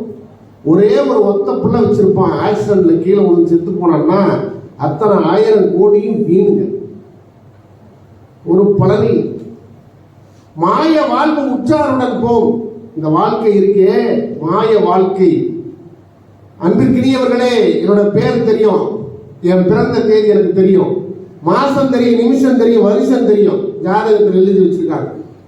எங்க ஐயா யோகநாதன் ஐயாவுக்கு பேர் தெரியும், மாசம் தெரியும், வருஷம் தெரியும், நிமிஷம் தெரியும், எப்ப அவர் பிறந்த தேதி. நம்ம ஐயா காண்டிமன் அவருக்கு தெரியும், மாசம் தெரியும், நிமிஷம் தெரியும், வருஷம் தெரியும், எத்தனை மணிக்கு. ஐயா தலைவர் ஐயா இருக்காங்க, நான் மாசம் தெரியும், வருஷம் தெரியும், நிமிஷம் தெரியும். இங்க இருக்க பெண்மணிகள் எல்லாருக்கும் பிறந்த தேதி தெரியும். அன்பிற்கினியவர்களே, இந்த உலகத்திலே இன்னைக்கு 8.9 பில்லியன் மக்கள் இருக்கோம். கிட்டத்தட்ட 900 கோடி மக்கள் இருக்கோம் உலகம் முழுக்க. 8.9 billion of people are living in this universe. இந்த 8.9 பில்லியன் மக்கள் வாழ்கின்ற இந்த உலகத்தில் யாராவது ஒருவருக்கு மரணத்தின் தேதி தெரியுமா? தெரிஞ்ச என்ன ஆகுங்க? இன்னைக்கு நைட் நம்ம போனுக்கு வாட்ஸ்அப்புக்கு ஒரு செய்தி வருதுன்னு வச்சுக்குவோம். கோவிட் வந்துச்சுல, நம்ம நினைச்சோமா அப்படி நடக்கும்னு? அந்த மாதிரி ஒரு இமேஜினேஷன், ஒரு கற்பனை. இன்னைக்கு நைட் நம்ம வாட்ஸ்அப்புக்கு ஒரு செய்தி வருது. என்ன? இந்த உலக மக்கள் அத்தனை பேருக்கும் இன்று இரவு 12 மணிக்கு வாட்ஸ்அப்ல மரணத்தின் தேதி சொல்லிடுறான். இந்த போனை கையில பிடிச்சு 12 மணி ஆகிறதுக்குள்ள கை நடுங்கி பல கோடி பேர் செத்துவான் பதக்கத்துல. ஒருவேளை 12 மணிக்கு மெசேஜ் வந்துச்சு, அதை ஓபன் பண்ணி பார்க்கறது தைரியம் வருமாங்க? தைரியம் வருமா? அதை மீறி ஓபன் பண்ணி பார்க்குறேன். இப்போ நானே திறந்து பார்க்குறேன், எனக்கு டேட் ஆஃப் டெத் மரணத்தின் தேதின்னு போட்டு 14/8/2026 போட்டிருந்தான்னு வைங்க, நான் என்ன செய்வேன்? இன்னும் எத்தனை மாசம் இருக்குது? 5 மாசம் தான். என்ன பண்ணுவேன்? லைட் எரியுமா? சாப்பிடுவேனா? ட்ரெஸ் மாற்றுவேனா? ஃப்ளைட்ல போவேனா? பொண்டாட்டி முகத்தை பார்க்க முடியுமா? நான் முதல்ல என்ன பண்ணுவேன்? ஃபோன் எடுத்து எங்கள் மாமனாருக்கு தான் ஃபோன் பண்ணுவேன். மாமா வந்துருச்சா? என்னது மெசேஜ்? மாப்பிள்ள வந்துருச்சு. எப்ப? மாப்பிள்ள 24/6/2059 அப்படின்னு சொன்னார்னு வைங்க, எனக்கு எவ்வளவு கோபம் வரும். கிழட்டு பயல, நானே இன்னும் 3 மாசம் தான் இருப்பேன், இந்த கிழமை இன்னும் 25 வருஷம் இருப்பார் இல்லையா? ஊரெல்லாம் கூடி ஒளிக்கு அழுதிட்டு பெயரினை நீக்கி தினம் என்று பெயரிட்டு சூறையாம் காட்டிடை கொண்டு போய் சுட்டிட்டு நீரினில் மூழ்கி நினைப்பை ஒழித்தனர் என்று ஊரெல்லாம் கூடி ஓடு அழுதுட்டு பேரை எடுத்துருவான் சார். அந்த டேட் ஆஃப் டெத் வந்த உடனே, என் டேட் ஆஃப் டெத் என்னன்னு எனக்கு தெரியாது, உங்களுக்கு தெரியாது. பிறப்பில் எந்த ஒளிவு வரையும் இல்லாமல் எல்லோருக்கும் வெளிப்படையாக அறிவித்திருக்கிற இறைவன் யாருக்குமே மரணத்தின் தேதியை மட்டும் அறிவிக்காமல் இத்தனை ரகசியமாக வைத்திருக்கிறானே. காரணம் என்னங்க? வாழுகிற நாளில் மரணத்தின் தேதி தெரிந்து விட்டால் வாழும் நாட்கள் அத்தனையும் நரகமா மாறும். அதுதான் கடவுளுடைய சூத்திரமே. The formula behind this entire life என்னது? மரணம் என்று ஒன்று வரும், எனக்கும் வரும், உங்களுக்கும் வரும். அது இப்ப வராதுன்னு நாம நம்பிட்டு இருக்கோம், அவ்வளவுதான். அரிது அரிது மாநிலராய் பிறத்தல் அரிதுன்னு சொல்றமே, அந்த பிறவி சாதாரண பிறவி இல்லைங்க. 17 பிறவிகள் தாண்டியதற்கு பிறகு 18வது ஒரு பிறவி கிடைச்சா அதுதான் மனுஷ பிறவியா. நாயா, நரியா, பூனையா, கழுதையா, பாம்பா, பூரானா, ஒட்டகமா, திமிங்கிலமா, 17 பிறவி தாண்டி 18வது ஒரு பிறவி கிடைச்சா ஒரு பிறவி. அதான் இப்பிறவி தப்பினால் எப்பிறவி வாய்க்குமோன்னு சொன்னான். இப்பிறவி தப்பினால் எப்பிறவி வாய்க்குமோ, என்னைக்கு முடியும் தெரியாது சார். அதுக்கு நடுவில் கிடைச்சிருக்கிற இந்த பிறவி எத்தனை நாட்களுக்கு இருக்கும் என்று தெரியாத போது என்னை நம்பி ஒருத்தி வந்தார். அவள் பேர் மனை. என் வாழ்வை அவளை நம்பி ஒப்படைத்திருக்கிறேன். நான் அவளின் கண், அவன் கணம். எங்க 2 பேர்த்துக்குமான உறவு இல்லறம்னு சொல்லப்படுது. எங்களுக்கு பிறக்கிற பிள்ளைகள் என்று வளர்க்கப்படுகிறார்கள். என் சமூகம் எனக்கு பின்னாலும் என் தலைமுறையாக நீண்டு போய் 10 தலைமுறைகளுக்கு பின்னாலும் என் பெயர் சொல்வதற்கு இங்கே ஒருவர் இருக்கிறார் என்றால் அந்த கால சூழலை உருவாக்குவது. பார்க்கிறேன். நன்றி.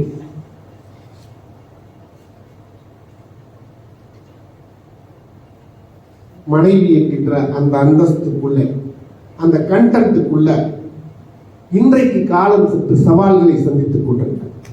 ஏன்னா அன்புக்கினியவர்களே, இங்க எப்படின்னு தெரியல, தமிழ்நாட்டுக்குள்ள கற்பாம், மானமாம், கண்ணகியாம், சீதையாம் என்று கற்றுக் கொடுத்த தமிழ் தேசத்திலே நீதிமன்ற வாசலில் விவாகரத்து வழக்குகளை பதிவு செய்துவிட்டு காத்திருக்கிற தமிழ் பிள்ளைகளுடைய எண்ணிக்கை 6 லட்சம். 6 லட்சம் சார். எங்க போயிட்டு இருக்கோம்? இங்க ஒரு புரிதல் வேணும். தாங்கிறது கணவனா இல்லை மனைவியா? தாயோடு அரிசி வைப்போம், தந்தையோடு வித்தை போம், சேயோடு தாம் பெற்ற செல்வம் போம், மாய வாழ்வு உற்றாருடன் போம், உடன்பிறப்பால் தோல் படிப்போம், பொற்றாளியோடு எவையும் போம் அப்படின்னு சொல்லியிருக்காங்க. பொற்றாளின்னா என்ன? பொன் கூட்டல் தாய். பொற்றாளியோடு எவையும். ஆலம் விழுதினை போல் உறவு 1000 இருந்தும் என்ன?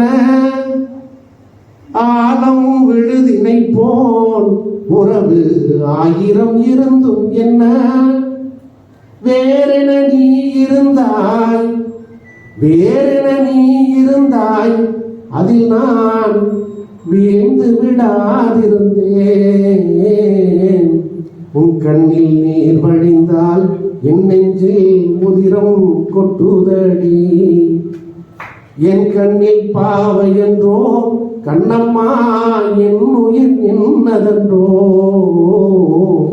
உன் கண்ணில் நீர் வடிந்தால் என் நெஞ்சில் உதிரம் கொட்டுதடி. பேருக்கு பிள்ளை உண்டு, பேசும் பேச்சுக்கு சொந்தம் உண்டு. பேருக்கு பிள்ளை உண்டு, பேசும் பேச்சுக்கு சொந்தம் உண்டு. என் தேவையை யார் அறிவார், என் தேவையை யார் அறிவார், உன்னை போல் தெய்வம் ஒன்றே அறியும். உன் கண்ணில் பதிந்தால் என் நெஞ்சில் உதிரம் கொட்டுதடி. என் கண்ணில் பாவை என்றோ கண்ணம்மா என் உயிர் நின்றதென்றோ. கோடிட்ட முந்தானை குஞ்சி குலைந்தாட கோலமையில் போல வருவாள். கொடியோடும் இடையாட இடையோடு கனியாட குளம் மூடி ஆடி வருவாள். காடிட்ட வெண்பூக்கள் கடைவாயில் நின்றாட கஞ்சாடை நடனம் விடுவாள்.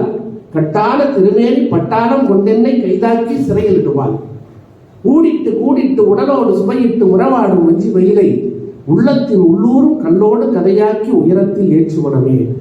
அன்பான இதமான பண்பான பதமான அணி போன்ற மனைவி எவளே, என்போடு சதை யாவி எல்லாம் கடக்கின்ற இணையற்ற தெய்வமகளே. கண்போட ஒருமேனி காண்போட ஒருமேனி என்பாரின் காதல் சுகமோ. கழுதைக்கு பொட்டிட்டு மையிட்டு வைத்தாலும் கனிவான காதல் தருமோ. தென்பாங்கு குறையாத தெய்வீக இரவென்னும் தீராத கோடி இரவு. செத்து கிடக்கின்ற 10 பிணங்களுக்கு தெரியாது இந்த உறவுன்னு சொன்னார் கண்ணதாசன். 1000 பெண்கள் இந்த மண்ணில் இருந்தாலும் சத்தியம் சம்சாரம். 1000 பெண்கள் இந்த மண்ணில் இருந்தாலும் சத்தியம் சம்சாரம். அவள்தான் சாமி அவதாரம்.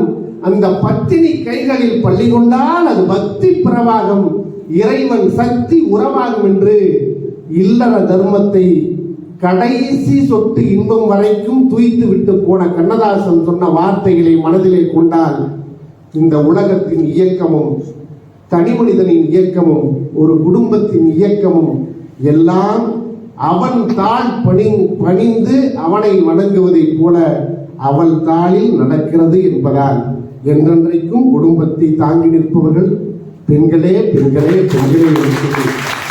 அற்புதமான இந்த நல்ல சந்தர்ப்பத்திலே உங்களை எல்லாம் சந்திக்கிற இந்த நல்ல வாய்ப்பினை பெற்றமைக்காக உங்கள் அத்தனை பேருக்கும் என் நெஞ்சமணிக்கிற வாழ்த்துக்களையும் வணக்கங்களையும் சொல்லி, குறிப்பாக நம்முடைய தலைவர் ஐயா அவர்களுக்கும், ஐயா காண்டீபன் அவர்களுக்கும், ஐயா யோகநாதன் அவர்களுக்கும், அன்பு தம்பி செந்தூரன் அவர்களுக்கும் உங்களை எல்லாம் சந்திக்கிற நல்ல வாய்ப்புக்காக மீண்டும் நன்றி சொல்லி, இந்த முறை என்னுடைய நிலை கொஞ்சம் சிரமமா இருந்ததுனால கொஞ்ச நேரம் தான் பேச முடிஞ்சு. மீண்டும் ஒரு நல்ல சந்தர்ப்பம் நான் ஆகஸ்ட்ல வரேன். அப்போ ஒரு சூழல் இருந்தா ஒரு 2 நாள் திருவோணமலையிலே இருந்து பொறுமையா பேசுவோம் என்று சொல்லி, பெற்ற தாய் மகன் மறந்தாலும் பிள்ளையை பெறும் தாய் மறந்தாலும், கற்ற நெஞ்சகம் கலை மறந்தாலும் கண்கள் நின்று இமைப்பது மறந்தாலும், உச்ச தேகத்தை உயிர் மறந்தாலும் உயிரை மேவிய உடல் மறந்தாலும் உன்னை என்று மறவேன் உயர்ந்தினை தமிழை என்று அன்னை தமிழை வணங்கி விருப்பமே இல்லாமல் விடைபெறுகின்றேன். நன்றி, வணக்கம்.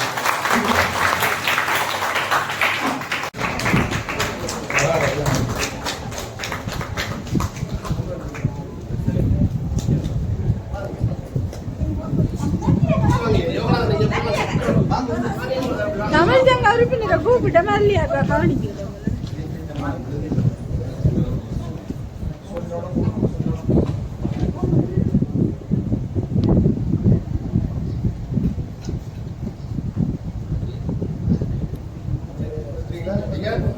வாழும் தமிழ் வெல்லும். கவலையப்படாது. நடுவராக இந்தியாவிலிருந்து வருகை தந்திருக்கின்ற தமிழ் தென்றல் ஞானச்செவ்வாள் கலாநிதி எஸ்.டி. கலையமுதன் அவர்களுக்கு முதற்கண் எமது நன்றியை தெரிவித்துக் கொள்கிறேன். அதைத் தொடர்ந்து இன்று கலந்து கொண்ட நல்லுள்ளங்கள், பார்வையாளர்கள், இலக்கிய கர்த்தாக்கள் அனைவருக்கும் நன்றியை தெரிவித்துக் கொள்கிறேன். அடுத்ததாக எமது சங்க உறுப்பினர்கள் இல்லாவிட்டால் இந்த நிகழ்வை நாங்கள் நிகழ்த்த முடியாது. ஆகவே சங்க உறுப்பினர்கள் அனைவருக்கும் நன்றியை தெரிவிப்பதோடு விசேடமாக அருஷா, ஜோகேஸ்வரன், மர்லியா சகா மற்றும்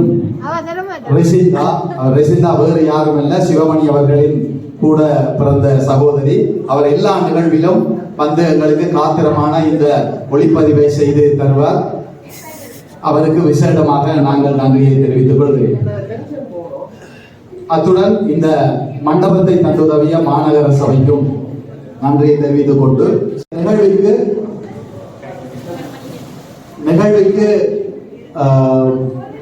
பண உதவி வழங்கிய எனது நண்பர் தர்மசீலன், அவர் நோர்வேயில் வசிக்கிறார். அந்த தர்மசீலன் அவர்களுக்கும் இந்த நேரத்தில் தமிழ் சங்கம் சார்பாக நன்றியை தெரிவித்துக் கொண்டு, இறைவனுக்கும் நன்றியை தெரிவித்துக் கொண்டு இந்த நிகழ்வை நிறைவு செய்வோம். நன்றி, வணக்கம்.